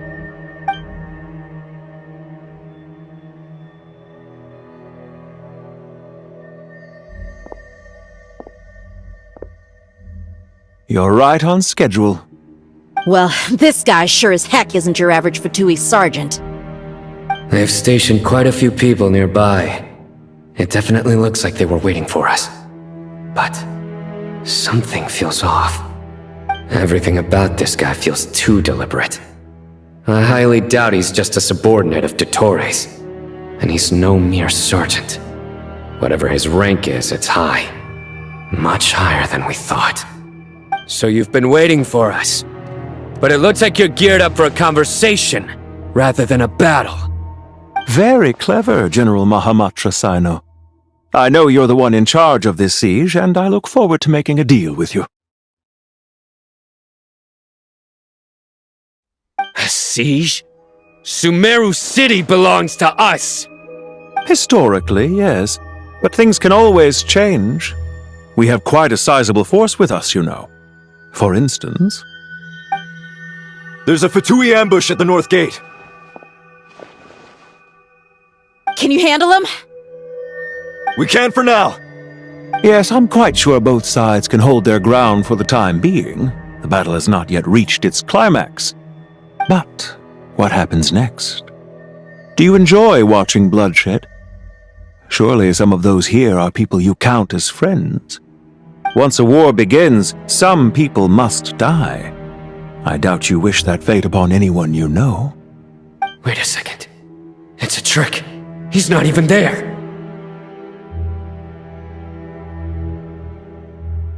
Silence! He disappeared! What was that? A ghost? Curses! He was never there to begin with. That was just a shadow projected there to lure us in. Enough talk! Attack! I apologize for being unable to accompany you at this crucial moment, but I am compelled to leave for reasons beyond my control. Please excuse me. Sumeru's General Mahamatra is quite ruthless. It's a good thing I wasn't there in person. Your illusion held them up for a time just fine. But now that they have seen through it, they will realize you were just a decoy. Decoy or not, what matters now is that they will be heading your way imminently. Not imminently. They are already here.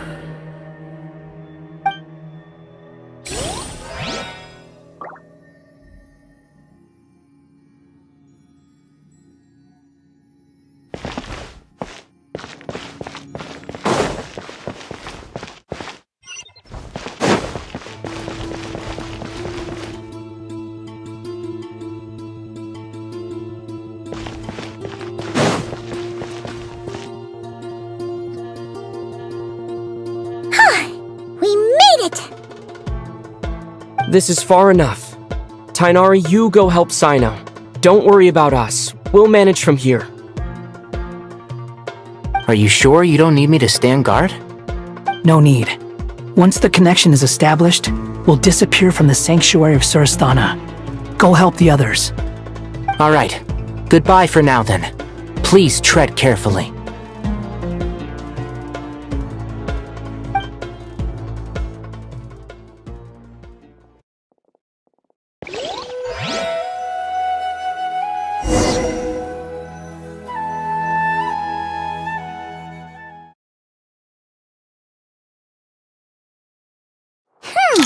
Now where's the interface Nahida mentioned? Come on! Where's it hiding?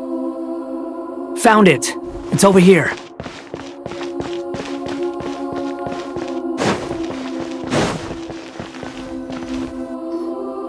We can connect to the inside of Irminsul through the Sanctuary of Sursthana's built-in security system. You should be pretty familiar with the process.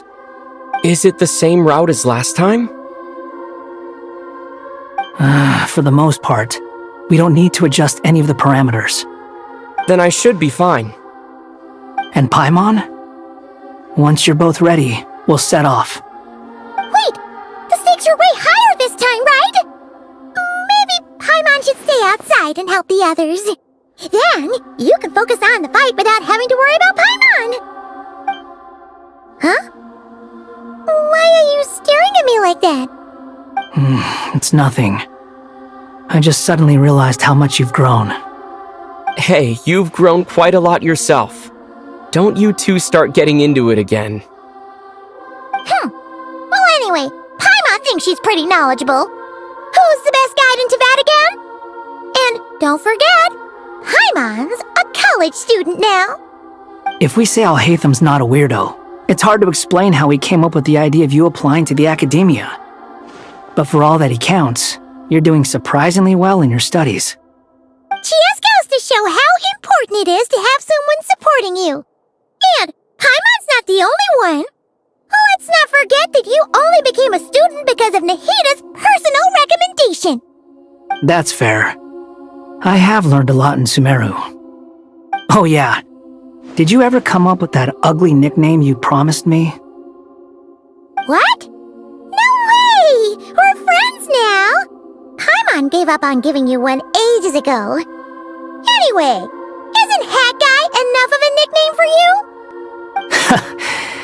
Fine. Suit yourself. We need to go. Paimon, if you're staying, look after yourself. Will do. Paimon's gonna link up with Tainari and Sino. You guys are the ones who need to be careful. We will be. Bye for now.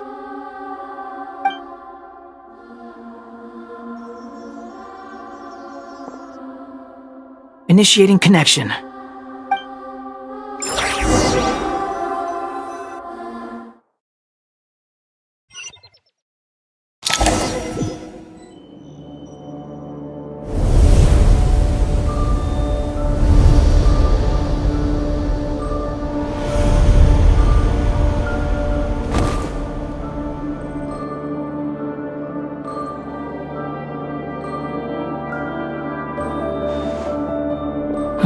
Well, here we are again.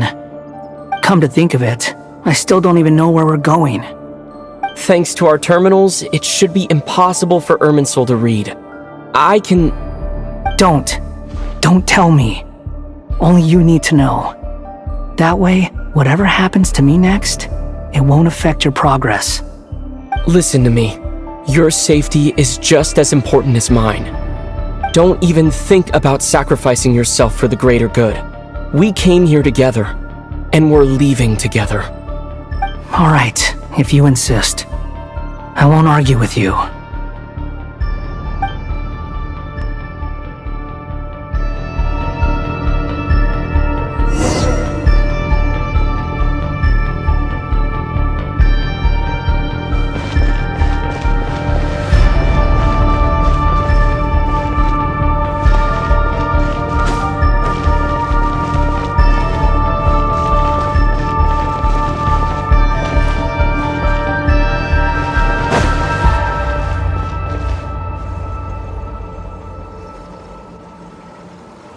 This place looks so different from how I remember. It's unrecognizable.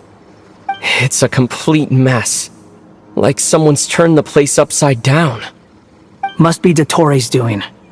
Either he's searching for some information he needs, or... It's still changing. He has to know we've entered Irminsul. But luckily for us, he can't pinpoint our location. Be on your guard. Don't let him find us. The red parts have probably been corrupted by Dottore's power. Don't touch them, or you might alert him.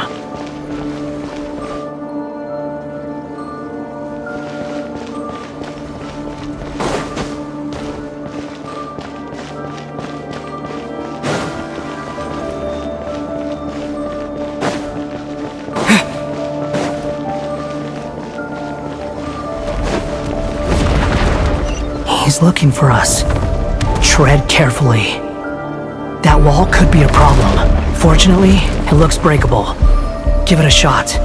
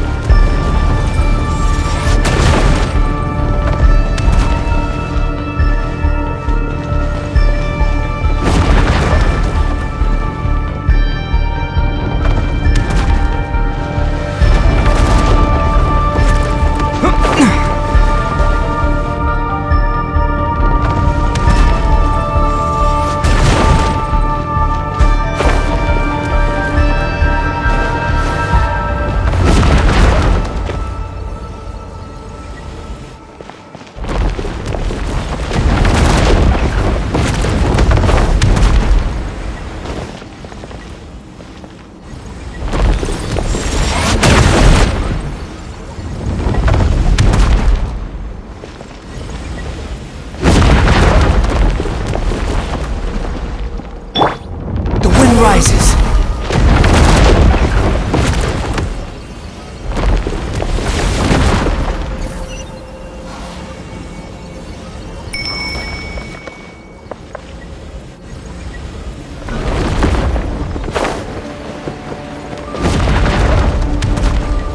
Behold!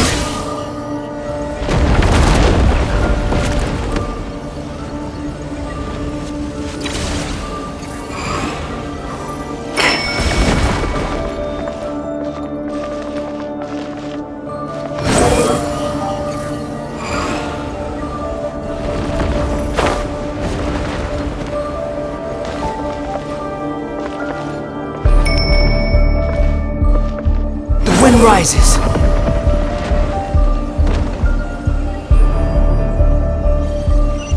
Ha! Ka!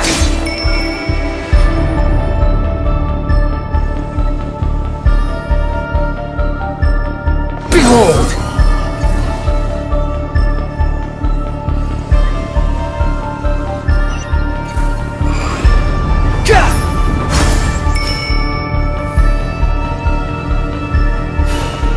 Rises.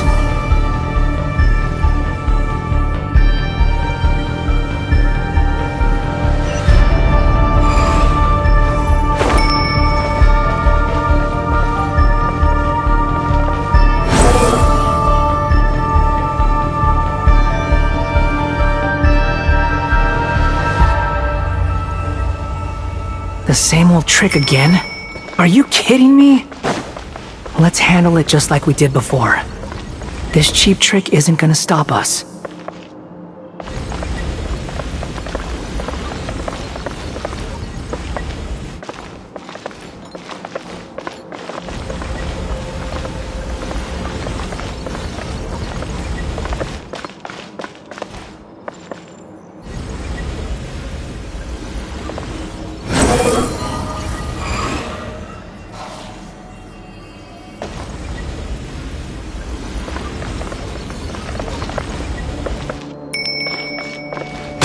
Fury.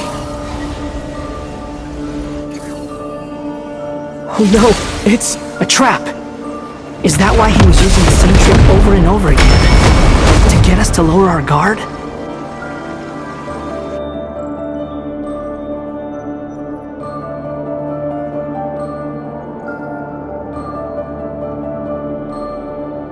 I'm trapped!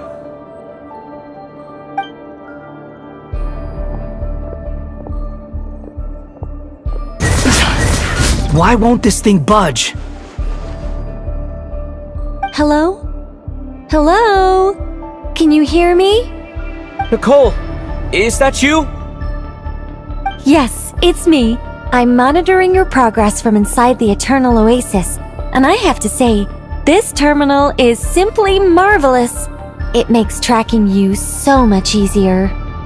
I couldn't see anything at first, but now that you two are inside, I can use your location with support from the terminals to get a partial view of the situation inside Irminsul. It's not the clearest image, but it's better than not being able to help at all. So, here I am. I can't intervene directly, but I can help to guide you out of the jam you're currently in. So please, just follow my lead. Dottore in his current form is a blight upon both Irminsul and the ley lines. Pay attention to your surroundings. There must be sources of his contamination nearby. The corrupted information is his Is that one of them? Precisely. Take it out.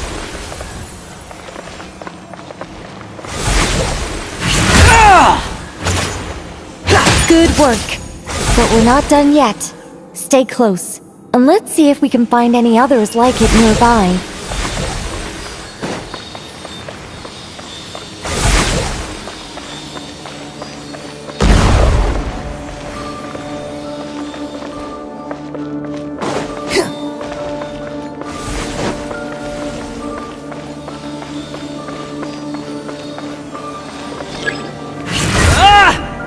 Behold! This must be another one. Agreed. Now... Wait! Watch out! It's Dottore. I think he's found us.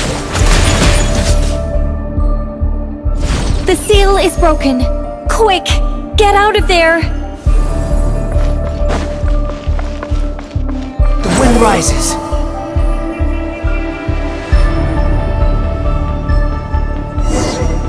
And where exactly do you think you can run to? Wait, what is that? Pursuers! That's gotta be it! Run! Don't let that thing touch you!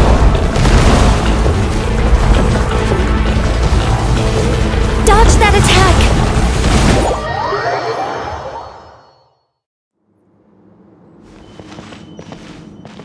And where exactly do you think you can run to? Wait, what is that? Pursuers! That's gotta be it! Run! Don't let that thing touch you!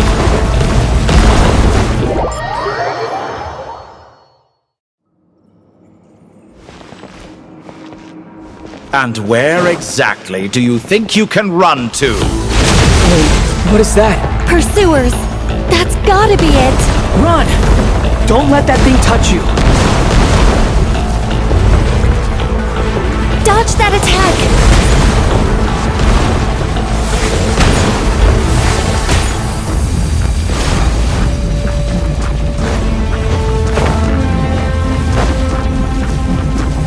There's more than one path.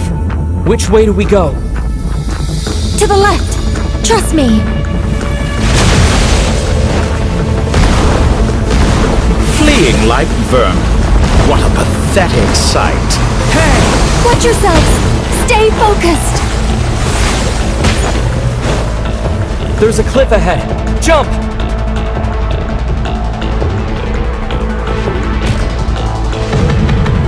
More of those corruption sources. Destroy them as you did before, and open the exit as quickly as possible. Scorching burn! They're relentless.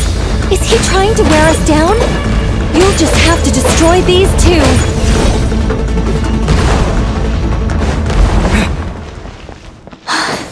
I think the pursuit is over. Hard to say. Stay alert. Squall and Fury!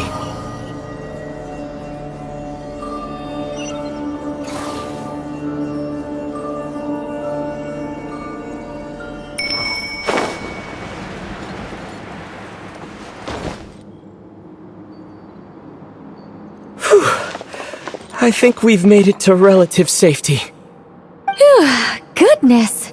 That was tough. You doing okay? I'll be fine. Don't worry. Take a short rest, and then... Nicole? Nicole! The connection's been cut. But that means... Look at you supporting one another. How very touching.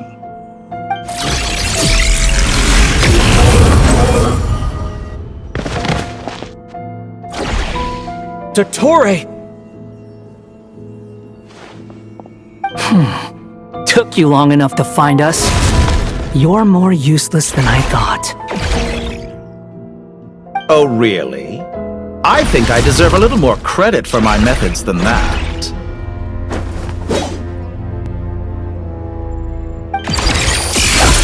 Rather than hunting you down, I chose to let you roam free. I indulged your presumption that I was unable to track your movements, played along with your clever little plan. Fleeing is for animals, but I rather enjoy watching you flee. Some things lose the will to run altogether as soon as you put them in a cage. If that's true, then why did you come looking for us? Because I wanted to observe you up close, of course.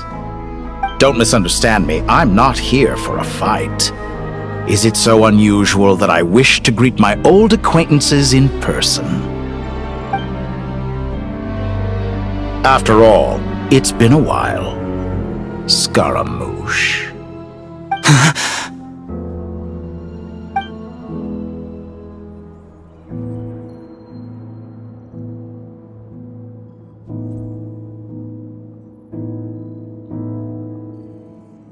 Why are you so afraid?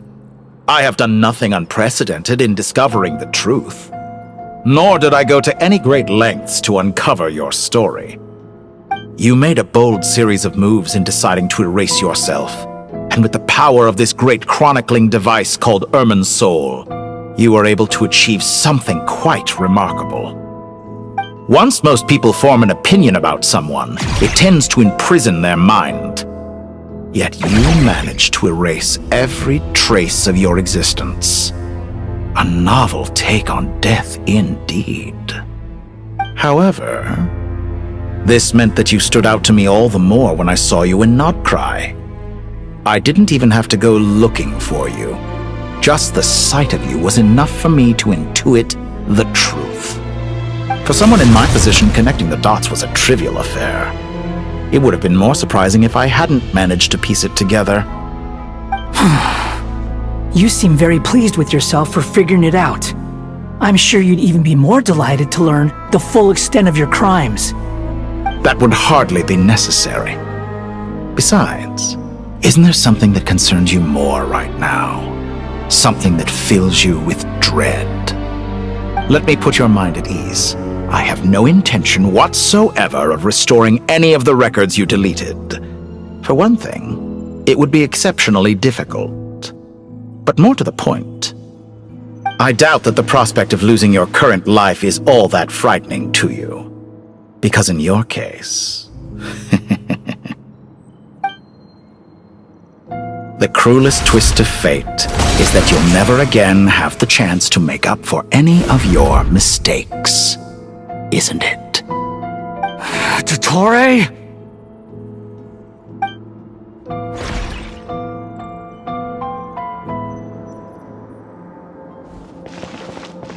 All here shall bend to my will.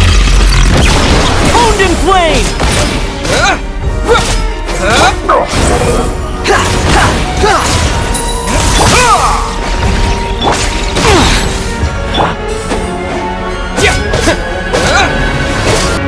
You focus on the mission.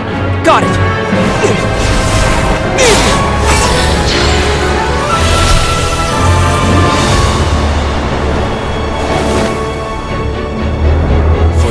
hopes and dreams of the masses.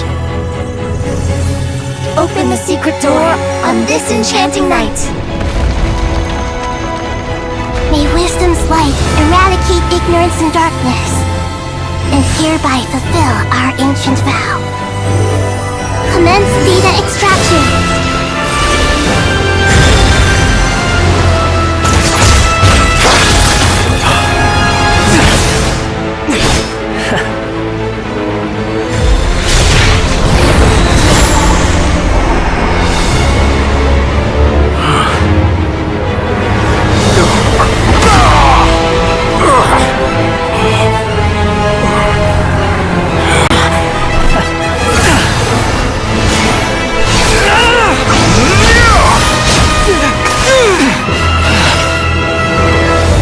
Cling to outdated ideals and stand in the way of progress. You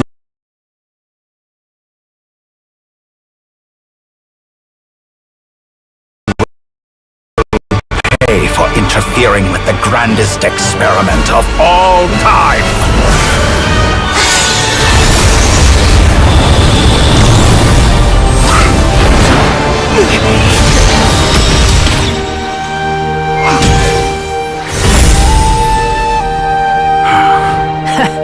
Good timing. Dotori, as clever as you are, you fail to understand wisdom. Wisdom takes many forms, but the path you have chosen eschews them all.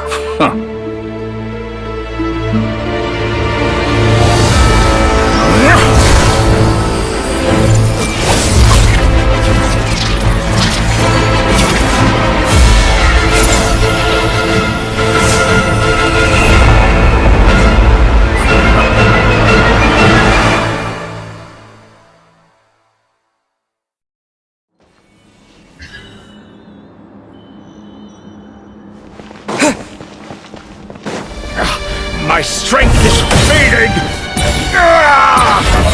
Since you are within Irminsul, it stands to reason that any power you wield comes from it. For extracting the information from Irminsul, just to strip me of my power. I will find his weakness.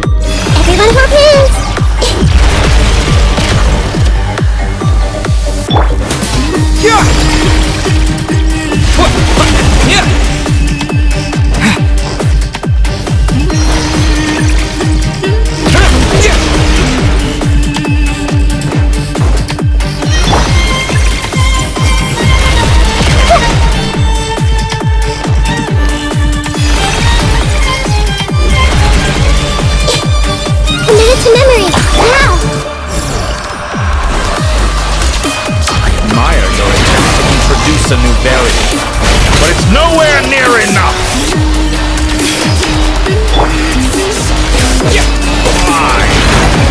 The Temple of Wisdom.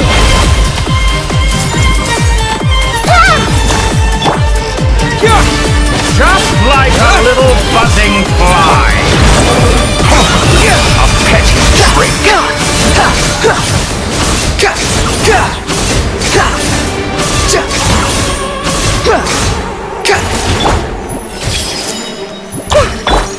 Time to ignite!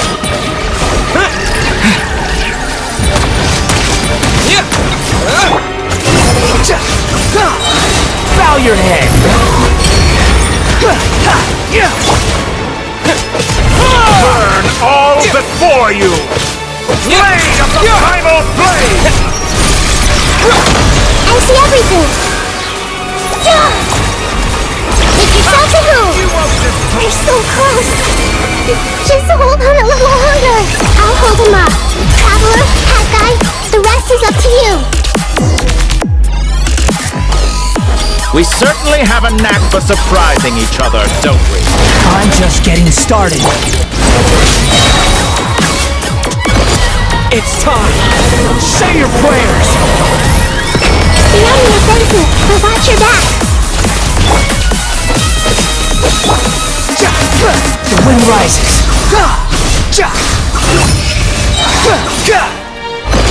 It's time! Say your prayers!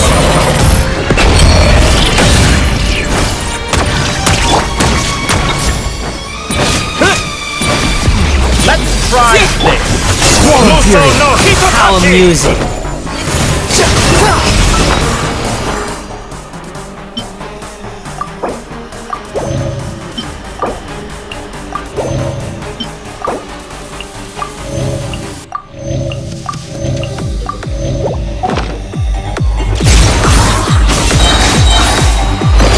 It's time! Say your prayers! You're dead! Burn all before you! Blade of the primal flame! The wind rises! It's time! Say your prayers! Finally, time for you to die. Excited? Time for me to die? How could I have reached this place if death was something I feared? Last gasp struggle. It's time! Say your prayers!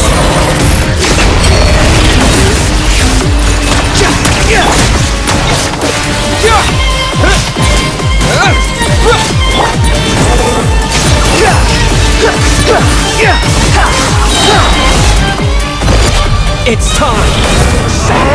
That's enough!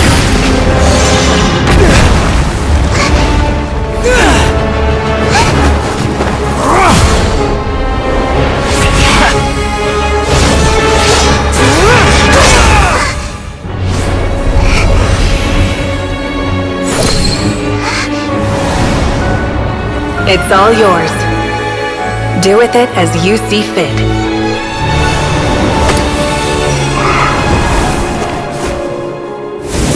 Just as you say, this world is home to some archaic things. And as you suppose, you are a formidable opponent. You have long coveted the secrets of wisdom. So now, I will demonstrate true wisdom in action. I invoke my supreme authority as the keeper of Irminsul. Commend me or condemn me. But give your verdict now!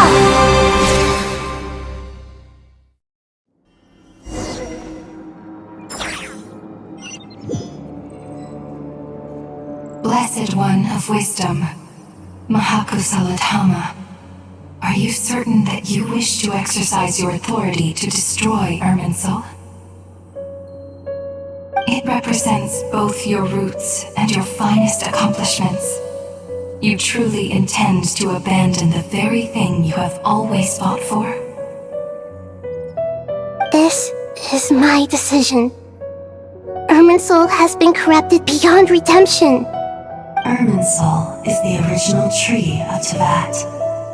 It is the means by which the heavenly principles maintains fate itself.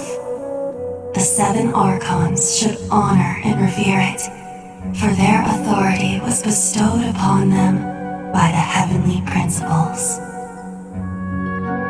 It is precisely because I honor and revere it that I fight for the humanity it exists to protect.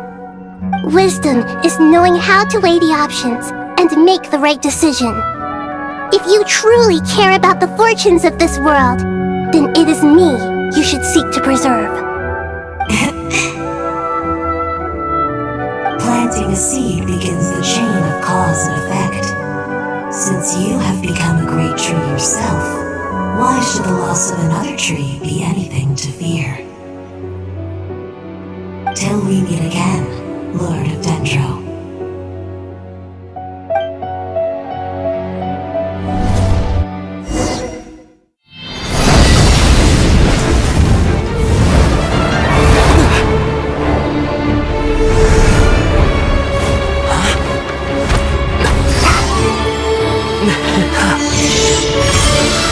The first flame. The pure, cleansing fire.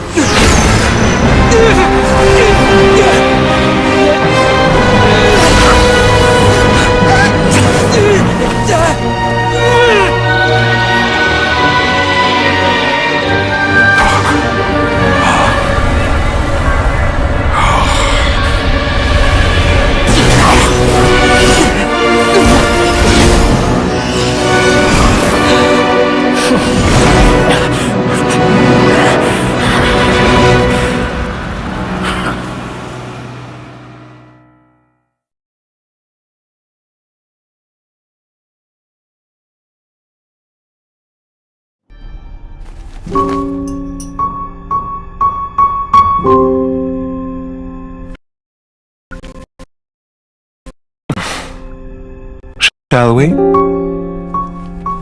Where were we? I was suggesting that you needn't perform when signing a contract. You're only sitting here because your bank demanded an evaluation of the trustee. So you told a story about a young scholar from a merchant family in Sumeru? I told a compelling tale, didn't I? The post-expulsion story is far more captivating. The human experiments or the elixir of immortality? The part where you die. Ah, yes. My favorite part. The 35-year-old segment thought of himself as Dottore, reserving the name Zandik for the original specimen. Of all the segments, he was the most selfish. After his expulsion, Dottore searched for a new direction. He joined the Fatui, studied Elazar in great depth, secured resources. He was rather fortunate in his career. Zandik turned to Conrian technology and successfully created his segments. But this was not immortality. Even with backup segments, his body would still age. Still, thanks to Snezhnaya, Zandik found the ideal base for his experiments. Then a perfect partnership materialized at a crucial moment. The year that both parties realized they needed more time. Fortunately, Zandik succeeded. In a miraculous turn of events, he gained the extra time he needed. I seem to recall it differently. All right, it's true. No matter how much elixir he took, Zandik remained human and continued to age. Then, on the morning he turned 85... Help me up! Call for help! Surely he would be rescued, Zandik thought. But to his surprise, no one helped him. Zandik was too selfish for that. Don't forget, you're one of us.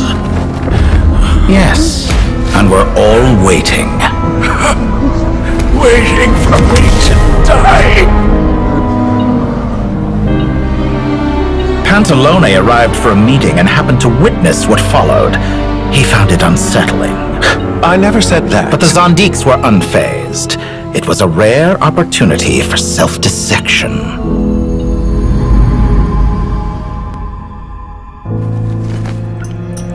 What does all that have to do with you depositing your data at Northland Bank? It has made me cherish my time in this world all the more. Fair enough. So you do have a sense of self-preservation.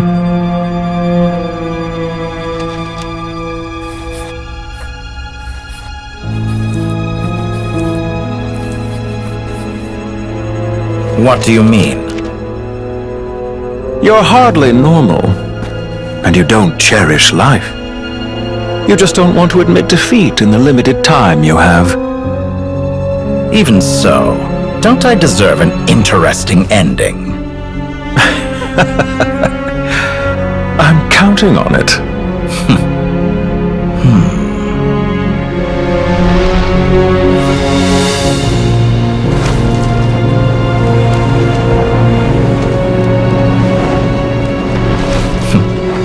If nothing else, I expect my funeral will be a grand affair indeed.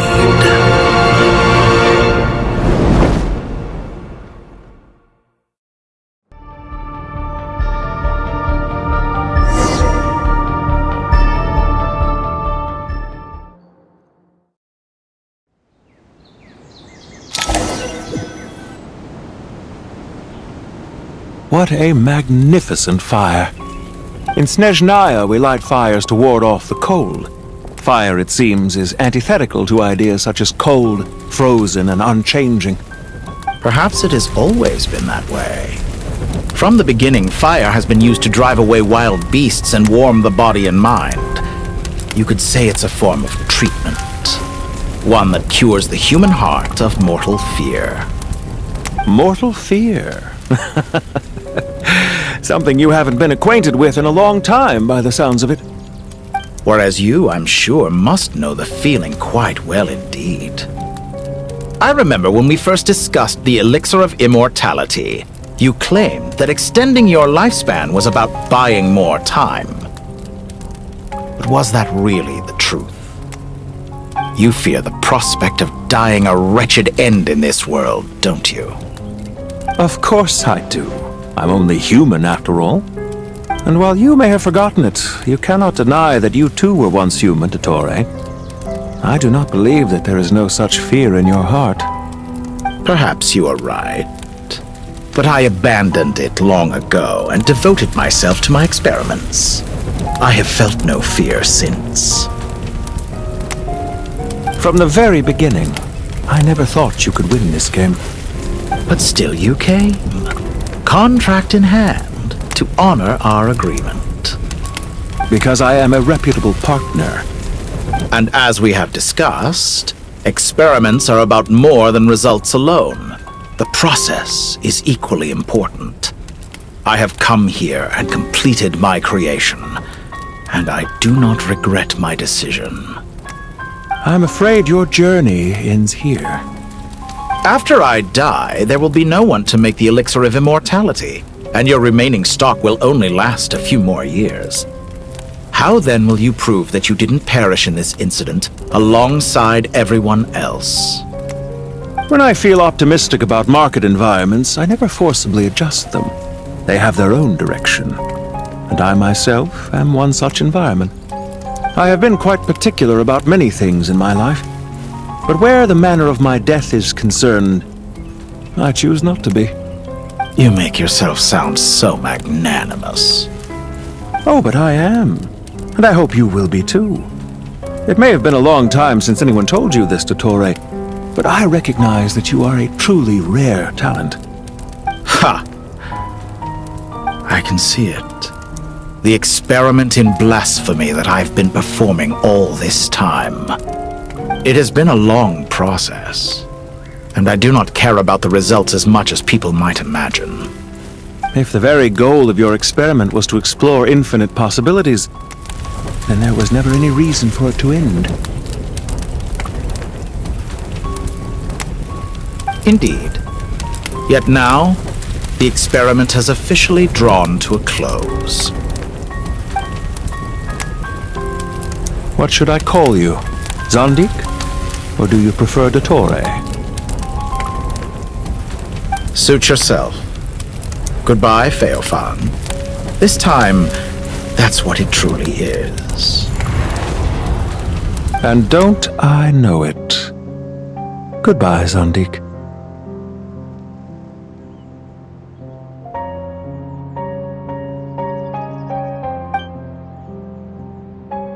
I could have carried out many more experiments, but to me, Lord of Denro, this outcome is certainly not the worst. I believe you. But unfortunately, this is where it all ends for you. This experiment does not belong to you, nor do any of the results. Experiment. It sounds like you're trying to outdo me in my own field. Wisdom is conveying information in terms that people can clearly understand. You know exactly what I mean. Indeed. I can see no further outcomes. Ha! You have a formidable mind, and you are braver than I thought. Setting fire to the very thing your survival depends on. Your previous threat was empty, but this time, it is real. When necessary, wisdom can be as fierce as an inferno. Some of the flames that incinerate you come from within yourself. Perhaps you are right. You see what lies at the bottom of the human heart, and that is your wisdom. Here is where your journey comes to an end. All that is yet unknown belongs to those of us who will carry on living. It seems I have unwittingly been your arch-enemy all along. But now, it's all over. I do not deny your intelligence. But what you refer to as experiments, I would never describe in those terms. They are events that take place in the real world, and they are so much more than mere data. Goodbye. We will never meet again.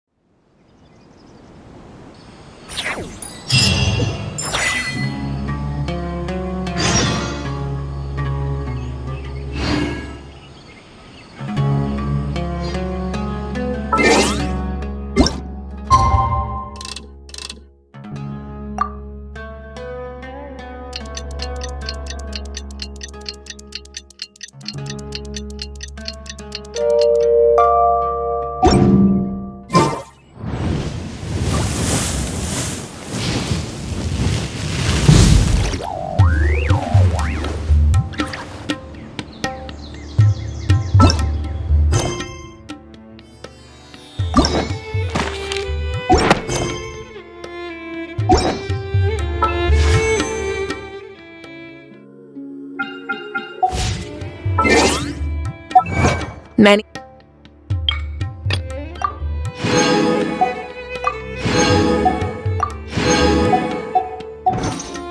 insects have a compulsion to follow the light, and humans are the same. Except we call that light hope.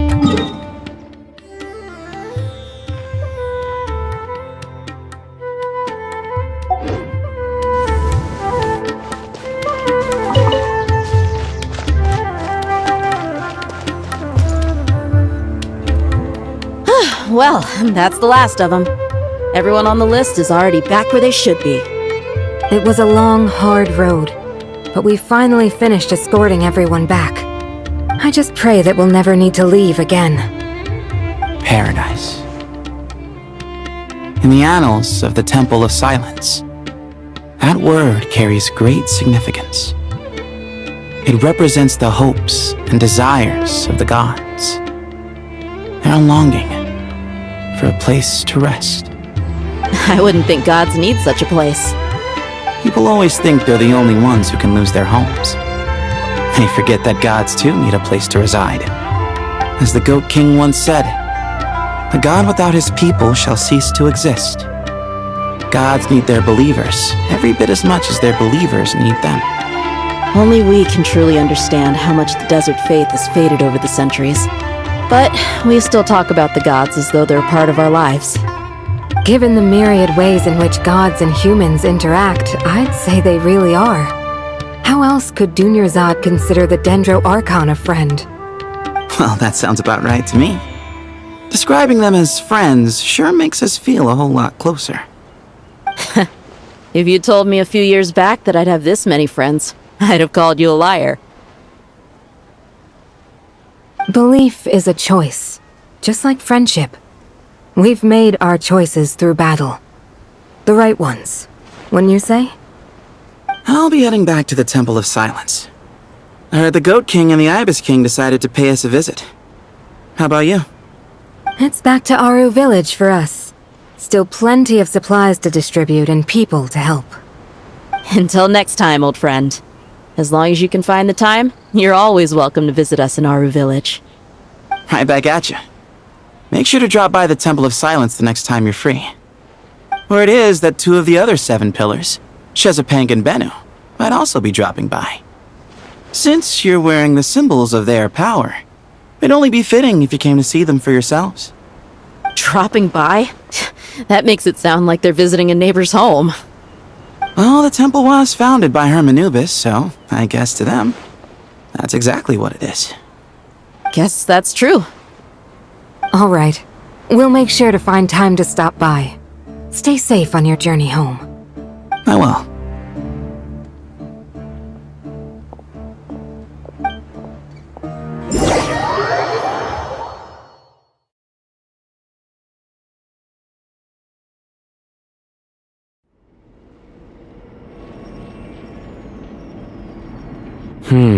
you do have a point. See? Retirement has always been a problem, especially for old-timers like us who've been locked away all these years. You finally step out into the light, and bam! You're face to face with a whole different world. Naturally. What do you think, Layla? Huh? Why would you think to ask me? How could I possibly be qualified to decide where the servants of King Deshret should live? Sorry if my question was unclear. Do you think their statues will stand out too much if we place them here? Hey, I never agreed to this. How could we possibly allow our statues to be left in Hermanubis' home? That would be like breaking into someone's house, then pretending it belonged to you in the first place. Different beliefs can coexist. We still need to respect one another. By which you mean, you two plan to stay at the Temple of Silence, for a while at least, but you have no intention of relocating your statues here. So, you see this as sort of a family visit? Is that correct? Family. You could say that. In a sense, Hermanubis would view this as his home. Just look at this place. Magnificent, is it not? The sad truth is, in the past, all three of us invested so much into misguided ventures. We failed to build what we should have, and wasted so much time instead. And what do you mean by that? I mean that for the most part, time spent associating with the likes of Sobek, and, let's say, Thoth, might reasonably be considered wasted. Why does that not surprise me? Go on. Anyway, given how much time we'll all be spending together, I'd say that the bonds we built will end up proving to have been a sound investment. Once Sethos, the current leader of the Temple of Silence, returns, you can discuss the matter of staying here with him. But judging by the expressions of everyone here, I imagine you'll receive a very warm welcome. This sacred ground houses untold knowledge, after all. What better place for the servants of King Deshret to appear in the mortal world? How about we share a meal together first? I imagine it's been many years since you last tasted fresh food. Oh, that sounds wonderful! After so many hundreds of years, I can only surmise that desert cuisine has become a lot more varied. Are we having a get-together? If you'd like, I can help prepare some food. After all, Lord Thoth, you helped me so much in the desert, and I still haven't properly thanked you. Oh, my, that would be wonderful. I'm touched that you still remember. How the times have changed! To the people of today, it seems the Ibis King has become a kind and passionate god. And you, Mr. Herreshoff? What kind of god do you wish to be? To be honest, I haven't given it much thought. How about you, Dendro Archon? Do you have any hopes for your future? Me? I'm very happy with my current life. Forgive my bluntness, but you do not seem to derive your authority from majesty and might, like Lord Al-Ahmar. Clearly your approach has its advantages, but also its dangers, don't you think? I do, but projecting a majestic front doesn't really suit me. Besides, my relationship with others isn't simply one of a god and her people. Not putting on airs might earn you more adoration. Exactly. Besides, I really like parties where everyone brings their own food, and we all come together to share. You should join us. I'm sure you'll find it fun. Last time when we got together for a picnic near the Avidia Forest, it was quite the occasion. Seeing as you're already here, how about we hold the next one in the desert? Can we do that? Wouldn't Tainari have to transport a ton of drinking water? Don't worry, I can help out. Layla, Would you like to join us next time? Me? Sure. The more the merrier. That way we... Don't take this the wrong way. I just think you should know. When it comes to passing the time, chess is more our thing. In that case, Dendro Archon, what do you say?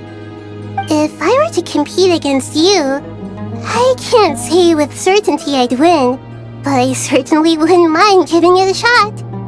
Where's Sobek? I'm sure he'd be good for a few rounds. Cards, cards, cards! I'll always prefer chess. I wonder what variant of chess we're talking here. Mr. Thoth, is there some sort of astrological significance to this game? Oh, I'm glad you brought that up. As long as the leader of the Temple of Silence agrees, we can search Hermanubis' place for books to teach you how to play.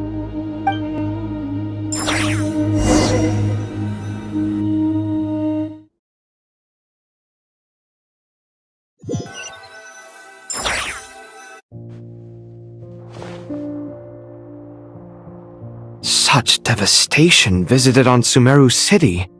So many houses destroyed or damaged in the fighting. Who could have foreseen this? Look at all of this. It's going to take me forever to tidy up. I suppose living below the academia doesn't always work out to your advantage. I would have thought a little appreciation of my sincerity and effort in helping to clean up this mess might be in order. Helping? Effort? This is your house! Of course you should be putting in the effort! If anything, I'm the one who's helping! So you see yourself as just a helper in this situation. I must admit, I'm rather shocked. If you're trying to say that since I live here too, I have an obligation to tidy up, fine, I suppose I do. Wait a second, stop changing the subject! Nevertheless... In the wake of a great storm, a missing roof is a predictable inconvenience. Can you stop making it seem like I care more about this house than you do? Doesn't it upset you at all to see your home in this state? I won't pretend it's ideal, but that's no reason to be upset. This is the roof over your head, your shelter from the cold. The furniture is scattered, the paintings have fallen off the walls, the windows are shattered.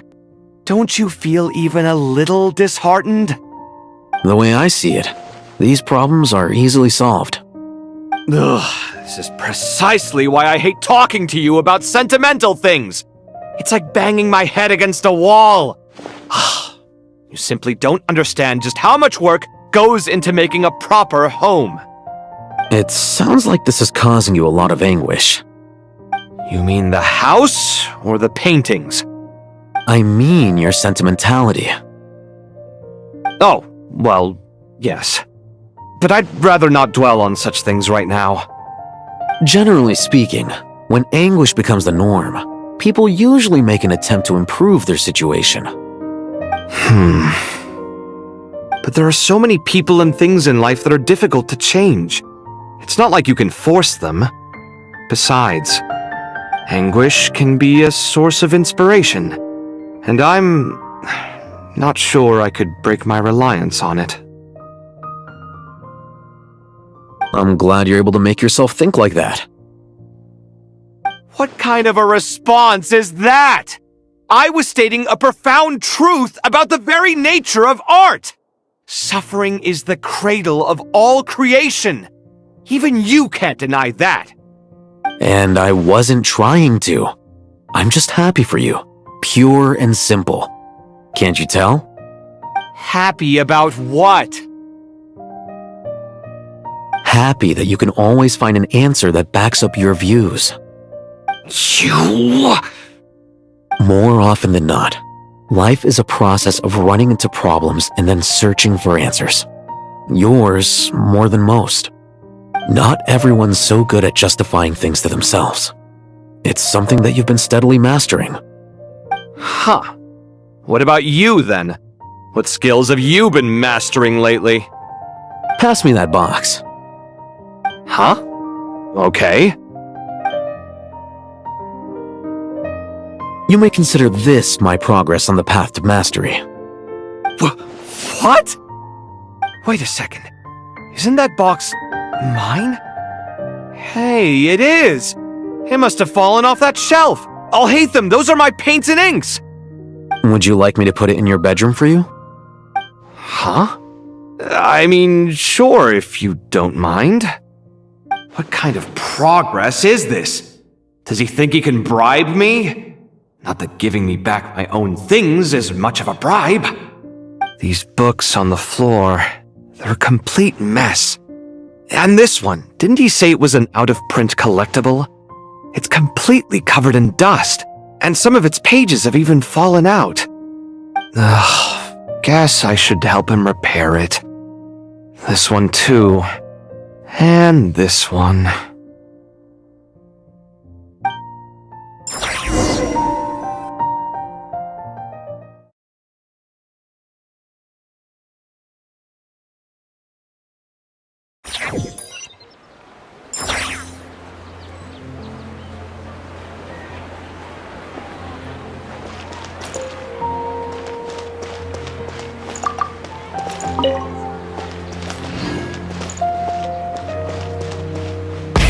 Rev the engines! Local subject beasts, imported goods, such a bright future ahead. I can picture the Mora just rolling in.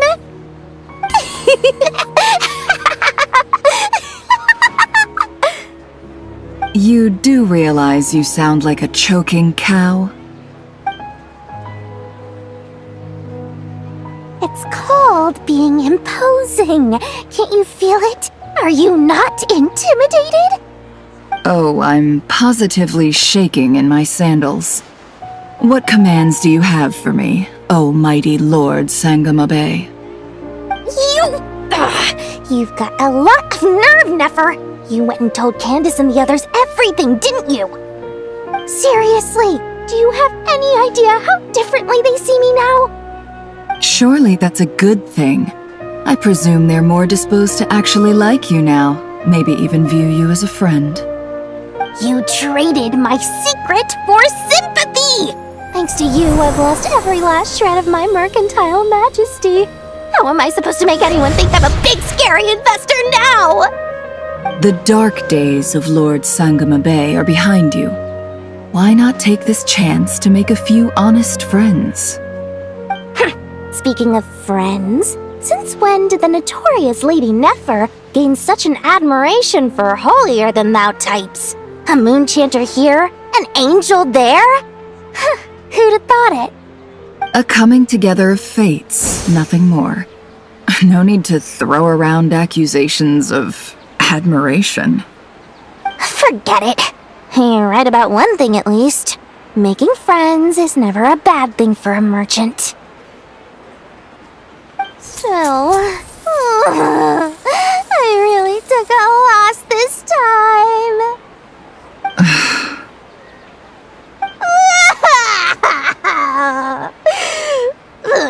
What are you looking at?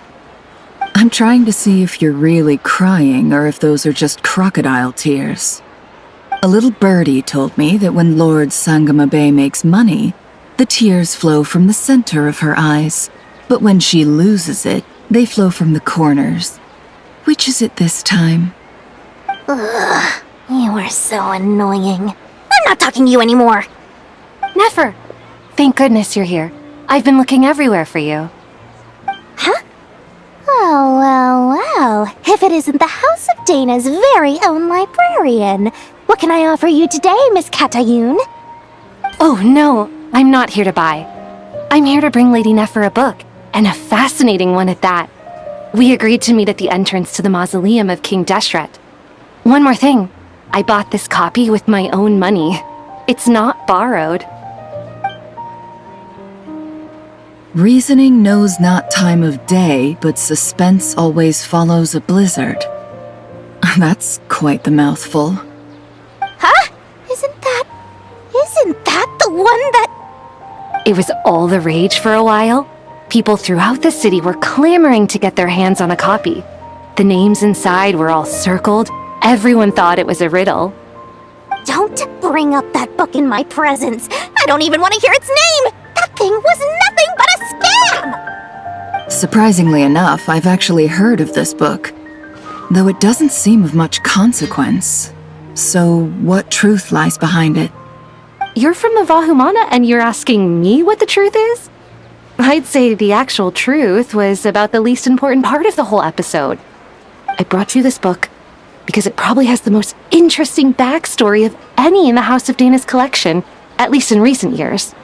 As for its quality, well, you can judge that for yourself. Don't tell me it's actually any good. You may not know this, Lord Sangamabe, but Lady Nefer has a fondness for books with... how should I put this? Mixed reviews? No eye for good literature, huh? Perhaps she feels that bad books hide interesting secrets? But I shouldn't put words in her mouth. It's probably fair to say she prefers the conversations that books can spark over the substance of the books themselves. Suits my style as an intel broker, wouldn't you say?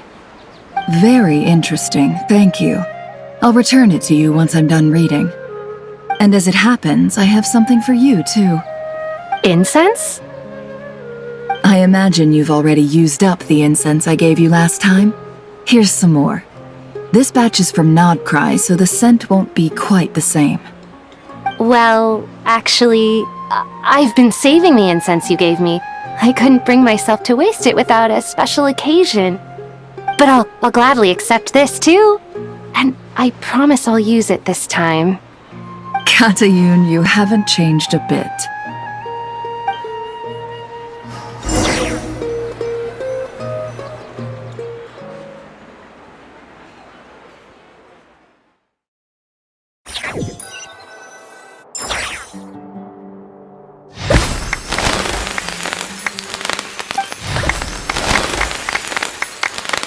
Congratulations, Kale.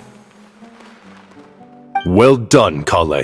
After studying for so long, you've finally become a full-fledged ranger. Sure hasn't been easy for you, huh? This really is fantastic news. All grown up. No longer a trainee, but an official forest ranger. Oh, the next step is to secure tenure in the academia. Thanks, everyone. It's true. I'm an official forest ranger now. Master Tainari, thank you for your guidance and support. I wish Mr. Sino were here so I could thank him too. Sino had a matter to attend to at the Temple of Silence. I don't imagine he'll be back for some time. But don't worry, we can celebrate together once he's finished. I'm afraid the party will have to wait.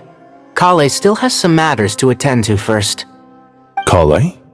Is everything all right? No, it's not what you think. There's nothing wrong with my health. I just have a few things I need to deal with. I've made plans with the Traveler and Paimon to visit Mondstadt. Master Tainari and Mr. Sino will be accompanying us too. Well, that's a relief. Let's get together when everyone's back. I'm sure you'll be doing even better by then. Of course. I have a feeling you're right.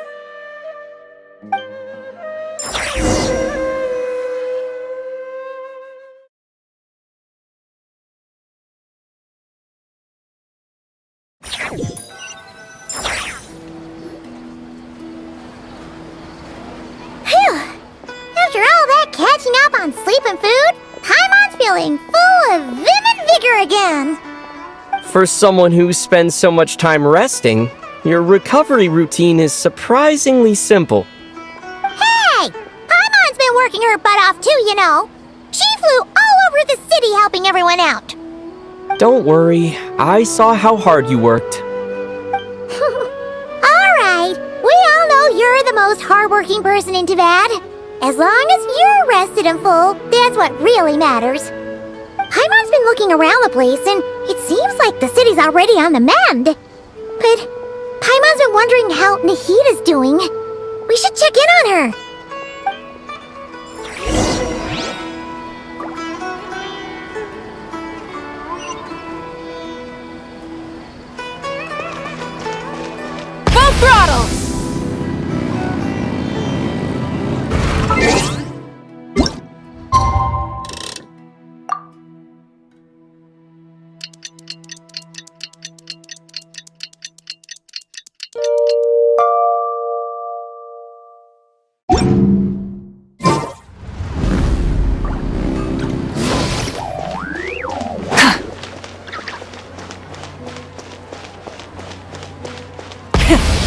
the engines!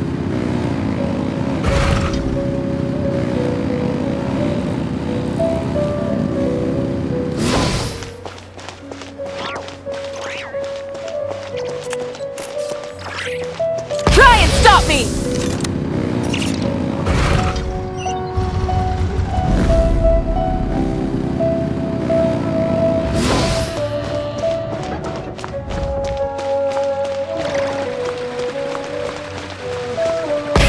Rev the engines!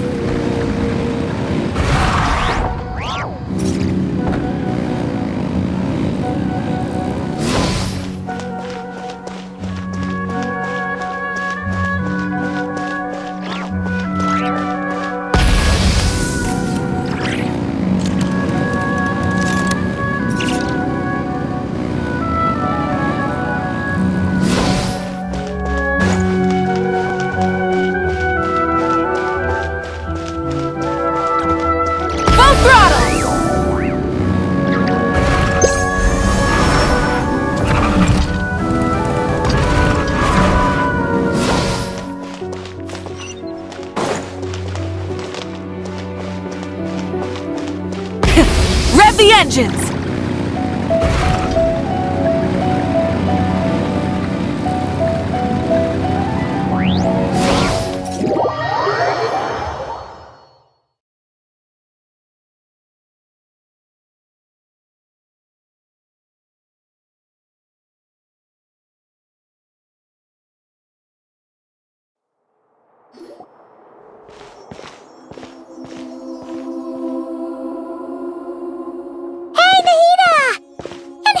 Here too! Traveler, Paimon! What's going on here? Nothing much. Nahida was just expressing concern for my physical and mental well-being. Oh, the Traveler told Paimon all about that. We've both been very worried about you. Are you feeling alright? You make it sound like I'm on the brink of some kind of breakdown. Truth is, I'm doing much better than you might imagine. If we can just get to the bottom of Dottoro's intentions, we can minimize his negative influence. That's the sort of thing I excel at. Just listen to that newfound optimism. It seems like having you enroll in the Bahumana was a truly inspired move. I can really see the positive influence. Observe, a classic Sumero specialty. Chalking everything up to education and learning. To be honest, even I can sense the change in you. Everything Dottore said to you was a way to manipulate your mind. Fortunately, you're no longer under his sway. Can someone as old as me really continue to grow? If it helps, just think of yourself as a late bloomer. It's all a matter of phrasing, and it comes down to what standards you measure yourself by. For a puppet, developing at such an age is perfectly normal. But if you choose to call yourself a late bloomer, it sounds more like you consider yourself human. However you see yourself, well done. Alright, I see what you mean. Anyway, what's your next step? What else can I do but complete my current courses? Everything else can wait. Anyway, that's enough chit-chat. There are still things in the city I need to help out with. I'll be heading there now.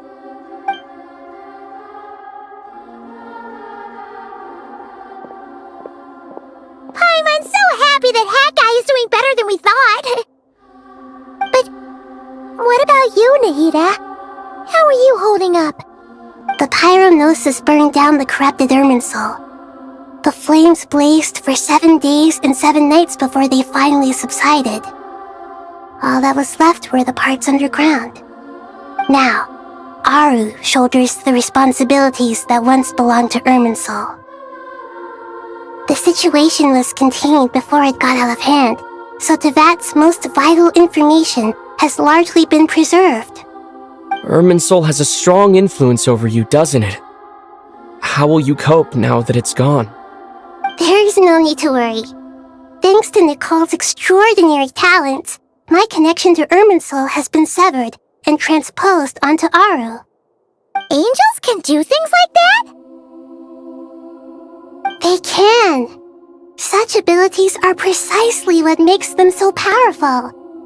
The goddess of flowers, Nabu Malikata, once claimed that she too could perform feats beyond the reach of mere mortals. In my eyes, much of what she went on to achieve reached such transcendent levels. Her and Nicole really are both fascinating and magnificent. So, does that mean your situation is stable now? Correct. Just imagine that Aru has become the new Irminsul, and the essence of my existence has been bound to it. The wisdom of Sumeru has ultimately converged into a single, unified entity.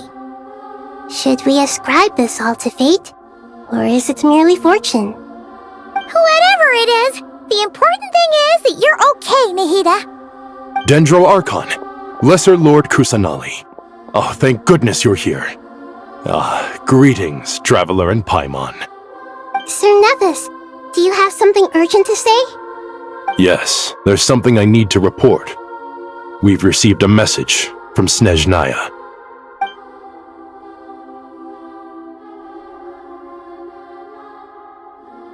The Fatui Harbinger, the Rooster, sends us his sympathies, along with all the usual pleasantries. His stance is that, following the unrest and Nod Cry, Dottore was subjected to internal censure. This madness was the act of a rogue element, one who cannot be seen to represent the Zapoliarni Palace. No less than can be expected. Snezhnaya paid a heavy price working to stop him. They even lost one of their own harbingers. The letter goes on to say that even so, Snezhnaya cannot claim to be blameless. Apparently, they will deal with Dottore's subordinates in accordance with Snezhnayan law, holding all those involved in his crimes accountable. Additionally, they are supplying relief funds and supplies, which are already en route. They hope this will aid in Sumeru's reconstruction. Sounds like he's got an answer for everything. True, but as diplomatic rhetoric goes, it's highly effective. Completely watertight, both in logic and sentiment. This disaster has had a profound impact on Sumeru. There is much that I will keep in my heart. The matter of Dottore can be seen as settled for now. We are sure to cross paths again in the future, and in that light, Snezhnaya would do well to uphold their responsibilities and keep a tight rein over their actions. With Irminsul burned, the flow of fate now carries many more possibilities. I will be watching carefully. Perhaps we can move on to a less serious matter? Dendro Archon, will you eat with us once this matter is dealt with? Everyone wishes to celebrate together. Your presence would be most welcome. Of course! Junior Zod, Sino, and Hypatia all told me the same thing. If there isn't enough room for everyone, we can arrange back-to-back feasts. What a wonderful idea. That just leaves the question of what we should eat. Not more tomatoes, surely. More? Dendro Archon, what do you mean by more tomatoes? Those good friends of yours are always talking about tomatoes.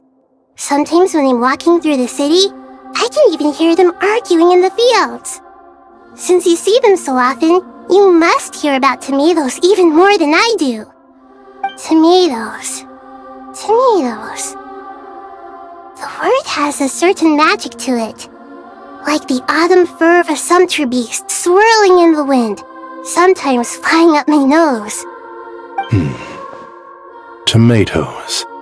What can we make with tomatoes? Wait, why tomatoes? Take your time, there's no need to rush. The Traveler, Paimon, and I still have somewhere we need to visit. You'll have plenty of time to think it over before I return. Does this mean you're going to Natlan? Meet them there in person. It will require a long journey. I know. But this is necessary. I must go myself. Traveler, Paimon, We'll set off as soon as you're ready. Is that alright? Sure, we'll be ready whenever you are. You'll hear no objections from Paimon! We should grab some snacks along the way, though. It'll be just like going on a long holiday. Wonderful. I'm looking forward to this so much.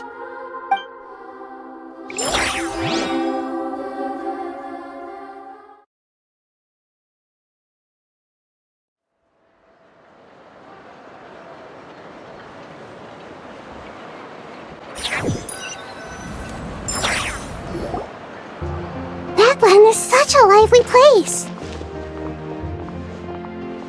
It's super cheerful and positive, too. I can see that. There are people outside exercising at all hours. Such a healthy way of life. You came. Welcome, welcome. You must be hungry from your journey. Would you like something to eat? Oh, thanks, but no thanks. We've been eating the whole way here. We had a mushroom platter, sap's meat stew, butter braised chicken, hot sour pudding. Paimon's positively stuffed. All right, all right. No need for all that detail. I'm starting to get hungry myself. Maybe later then. We can wait till everyone's got an appetite, then all head out for a meal together. Sounds like a plan. Let's find somewhere to sit down.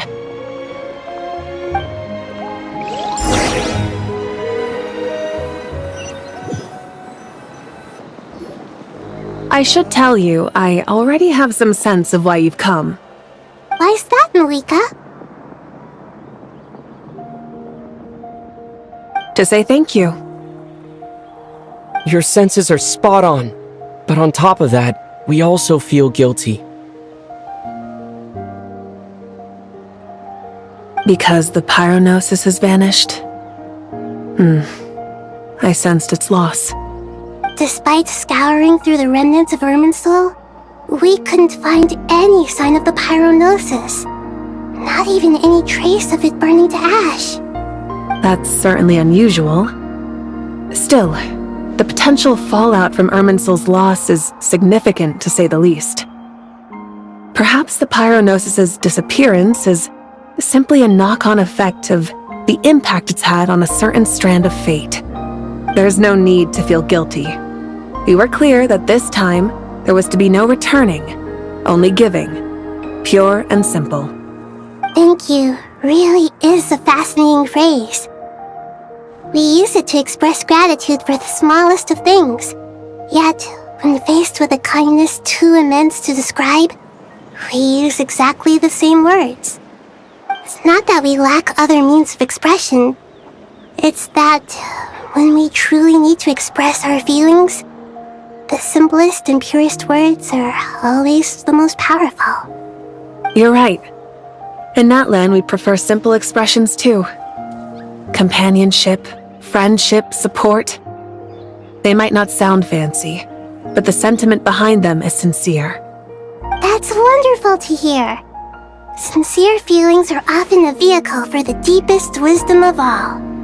Irminsul's destruction doesn't seem to have done you much harm. I'm glad to see you're doing well. There's still a lot of work to do, but before we begin, we felt it was important to come here and speak with you. Partly to express our gratitude, but also because we felt that seeing you, in a sense, is like basking in warm sunlight. That's a nice way of putting it. I like that. To tell you the truth, though, I'm not a fan of somber meetings. So, since there's nothing more to say, why don't we go bask in some actual sunlight? The weather's beautiful today. What a great idea! Paimon's gonna lie back and soak up some rays.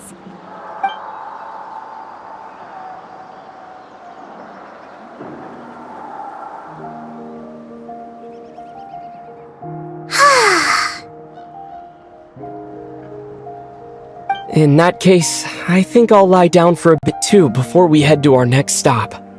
And where might that be? Mondstadt. Paimon and I are gonna head back there with Kale and the gang. Long ago, I sensed that the god remains inside Kali had come from the goddess of flowers, but I kept it a secret. Those remains weren't hurting Kali, not as she is now. They simply exist. Besides, I could sense a deep yearning within her. A yearning for an ordinary life. A yearning to hold on to the hard-won happiness she now enjoys. With someone like her, I have a responsibility to keep her secret. She should be ready to face the truth by now. Whenever people meet, there is always the potential to create warmth and kindness. Every child grows up, but even as adults, they are still children in the eyes of certain people. Oh, just like how Paimon sometimes sees Nahida as a little kid. Is that so? Well, anyone who's friends with a kid is probably a kid themselves. Of course! And there's nothing wrong with that. When we get back, we'll actually be hanging out with another of our friends who happens to be a kid. Or more like looking after, in her case. Anyway, we'll always be there to watch out for our friends. Dear Sucrose, when you receive this letter, I'll probably be as busy as always. But busy with wonderful things. That's because I'm no longer a trainee. I'm now an official forest ranger. Impressive, right? Sino said that official rangers sound much tougher than trainees. Though he did say it was already pretty tough to start out with. You probably heard that something big happened in Sumeru recently. Don't worry, it's all been taken care of. We're heading to Mondstadt soon, so if you're free, maybe we could meet up? Plus, it's not just me, a few of us are going. Hey, do you still remember that time we all got together? You know, when we all went to the Windbloom Festival? It'll be just like that.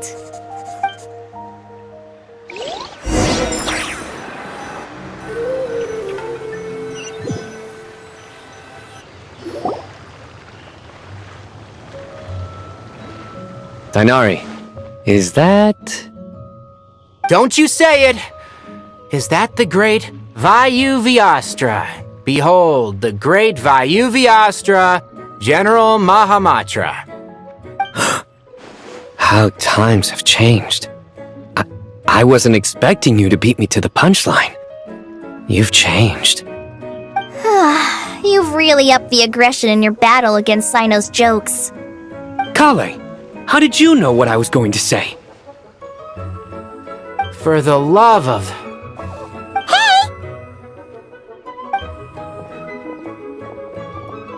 Traveler! Paimon! You're right on time! I hope we haven't kept you waiting. Kalei! Sucrose! It's been so long! How have you been? I've been well. Everything's going great. What about you? Are you still busy? Not at the moment. Oh, right! That juicer you gave us works amazing! Farzan loves it! Seriously? That's wonderful! I don't suppose you drew up a detailed test report. Oh, what fruits did you use? How's the texture of the final product? Sucrose, you might want to try asking your questions one at a time. Albedo! Paimon didn't see you there! It's been a while since all of us were together like this. How about we follow the same plan as last time? Good idea, my friend. You never disappoint. So, what are your identities this time? Don't remind him. First things first. Allow me to introduce our very own official Forest Ranger Kale.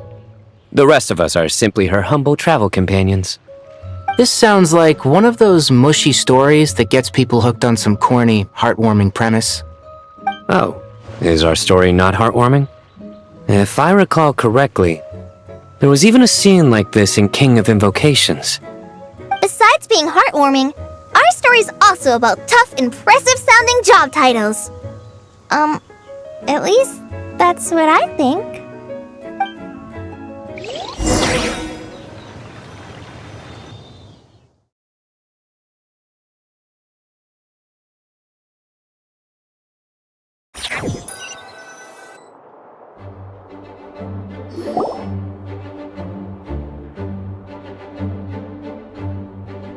Oh, you're here already? I'm still giving Dodeko a little trim. I won't be a moment. A trim? Does Dodeko need haircuts too?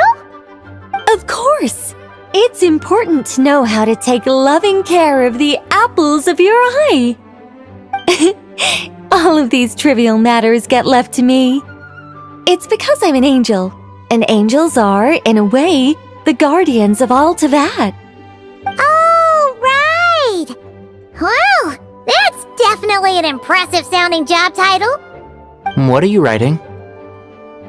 I'm just brainstorming some cool-sounding lines. Oh, write them on these card backs. Of course. Clearly, my lines are pretty amazing, wouldn't you say? Miss Nicole. Kale? You seem a little nervous. I was just wondering, who was the person you mentioned who needed their wish fulfilled? Wish? What do you mean? Miss Nicole asked if we could meet up in Mondstadt once everything was over. She said a friend of hers had a wish that needed my help to come true. Well, you never mentioned that before. All we knew was that you'd arranged to meet in Mondstadt. But we thought it had something to do with the god remains. To be fair, everything I told you was true. Anyway, my friend is waiting. Come on, let's pay her a visit.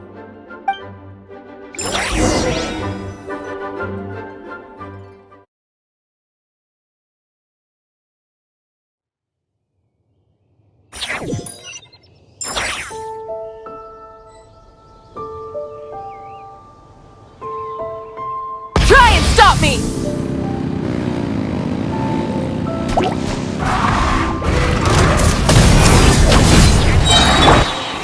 Gather!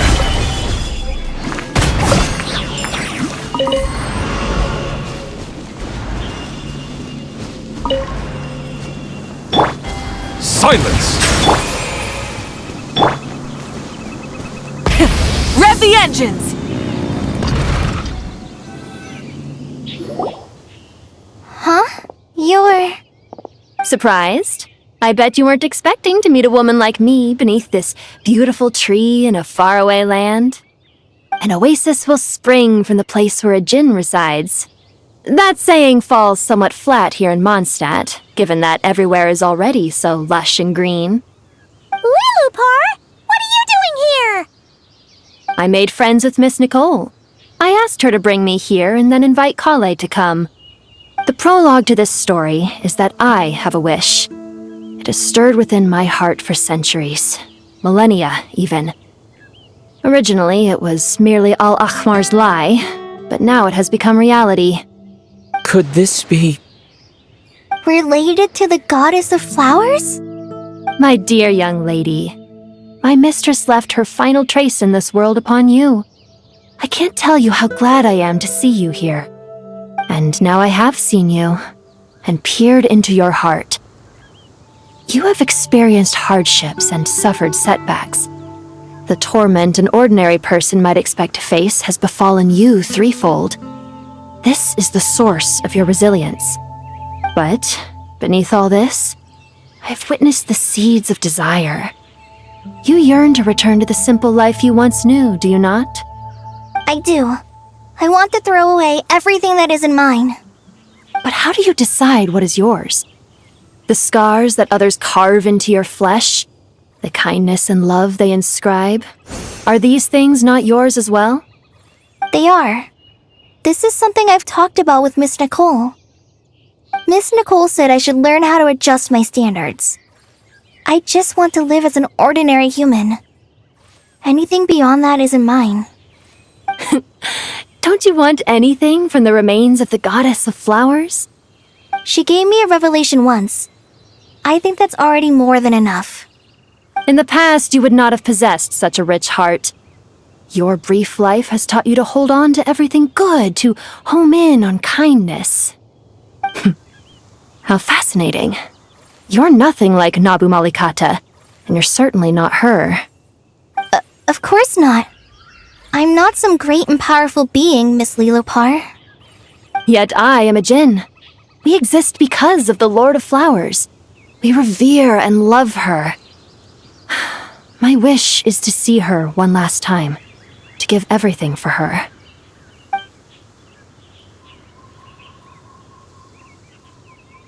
Kale, can you do this for me? But her remains won't be easy to remove. Are you sure this is what you want? That's beside the point. First, I need to know. Are you willing to do something for the soul of this lonely, wandering woman? I'm willing. But look, you know nothing about me. Even if you have heard the stories about me, all you would know is that I was rightly punished for the many evil deeds I committed. So you do know. Your lips are quivering, your eyes trembling, and still you're willing to do something for me. Life has been cruel to you, and yet you've learned to be kind. My dear young lady, to repay your kindness, I too must play my part. Are you sure about this, Lilupar? I yearn to see my mistress. For this moment, the world can burn to ashes, the universe be engulfed in flame. I care about nothing else. And you, Kale, I can give you a gift. You'll become just another ordinary human. But Miss Lilupar, what will happen to you? My wish will be fulfilled, and I can die happy. Why would you wish for that?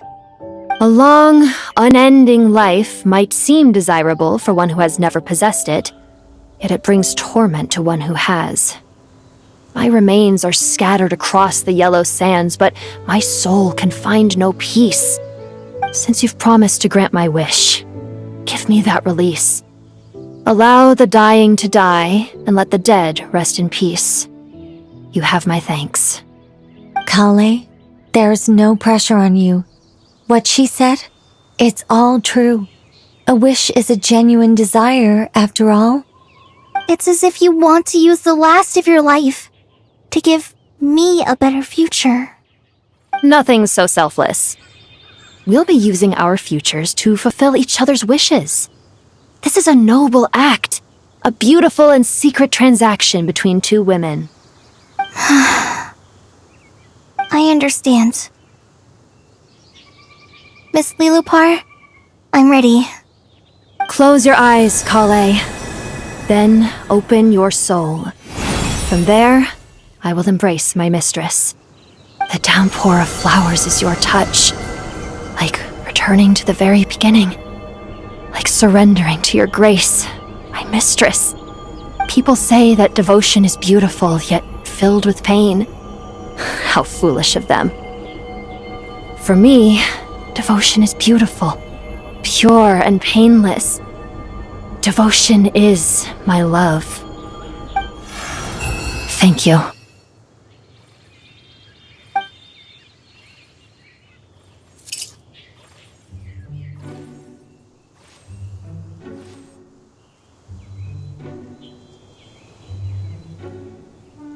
Lilupar! She disappeared? She left, carrying the blessing of flowers. Kale, are you alright? I'm fine. Now that the remains are gone, I don't actually feel any different at all. Those remains weren't hurting Kale. Not as she is now. They simply exist. Besides, I could sense a deep yearning within her. Kale must have already received what she was yearning for. I'm doing fine. I feel relaxed. There's really no need to worry. Then my wish has come true, too. To become ordinary? That's just one of my wishes. Actually, I have a few more. For instance, I want to protect the people I meet and help them find happiness. That sort of thing. So between Miss Lilupar and me, you fulfilled 2 wishes already, and protected 2 people. Wonderful, isn't it? I feel so fantastically happy. I guess that settles things here. So what's next? What do you want to do when we get back to town? Clay, look who I've brought to see you.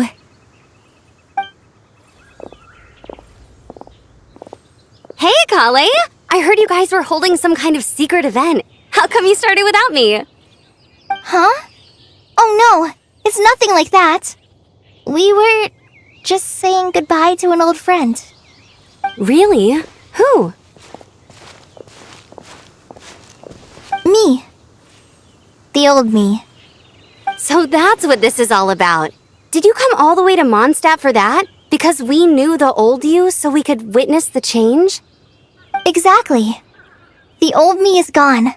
I puffed her into the air, and she became a fluffy pink cloud, floating into the sky, before disappearing forever. Do you think, maybe up in the sky, she has friends waiting for her with test tubes, flasks, and bows? Oh, when you put it like that, it doesn't sound so bad after all. What do you think, Miss Nicole?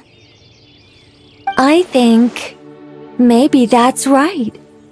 At least, if it were up to me, I'd consider that a happy ending. Dear Sucrose, even though my childhood ended long ago, these past few days have really felt like growing up again. I've become stronger, and I feel like I can finally accomplish things by myself. Surely someone as mysterious as you will find a friend like this fascinating?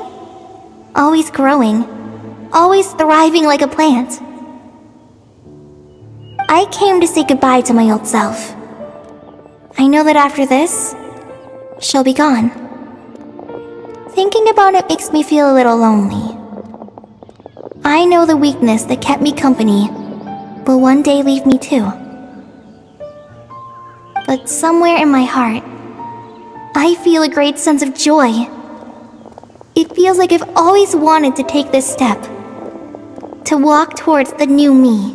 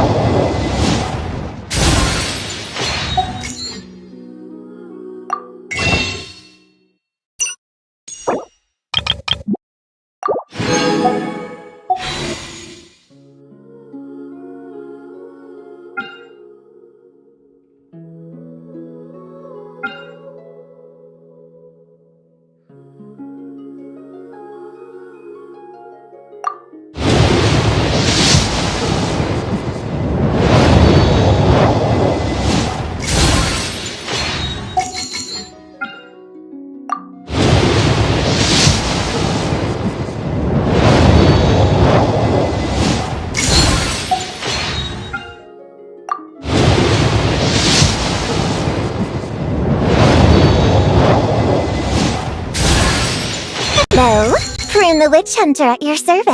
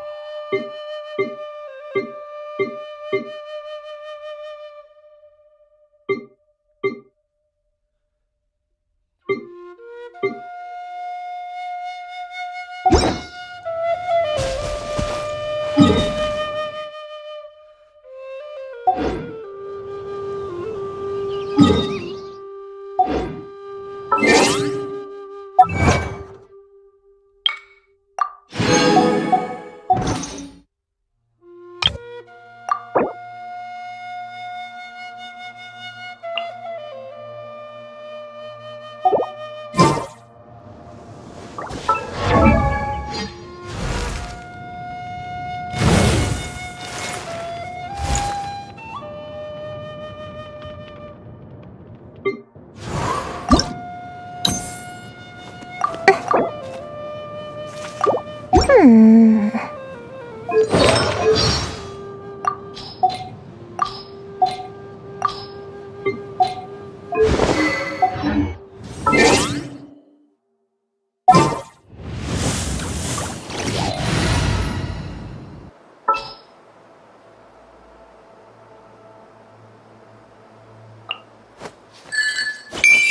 so you know, I'm not here to play.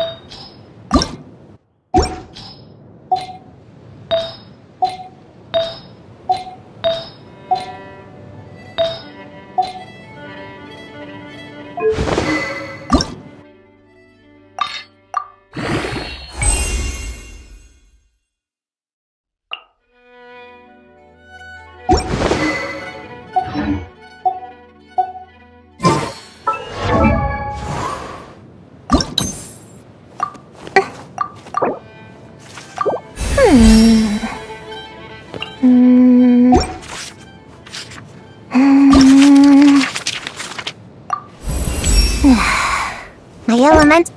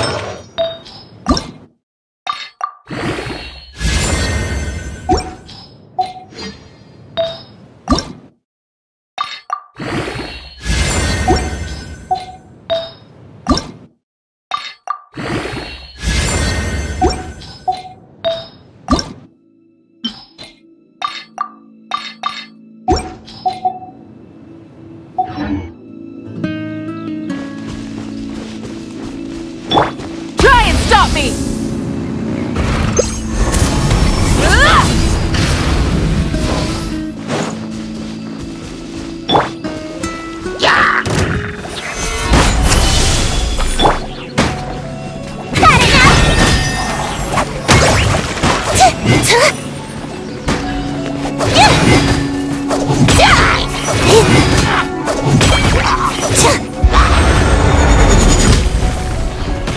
Solidify! Light it up! Gotcha!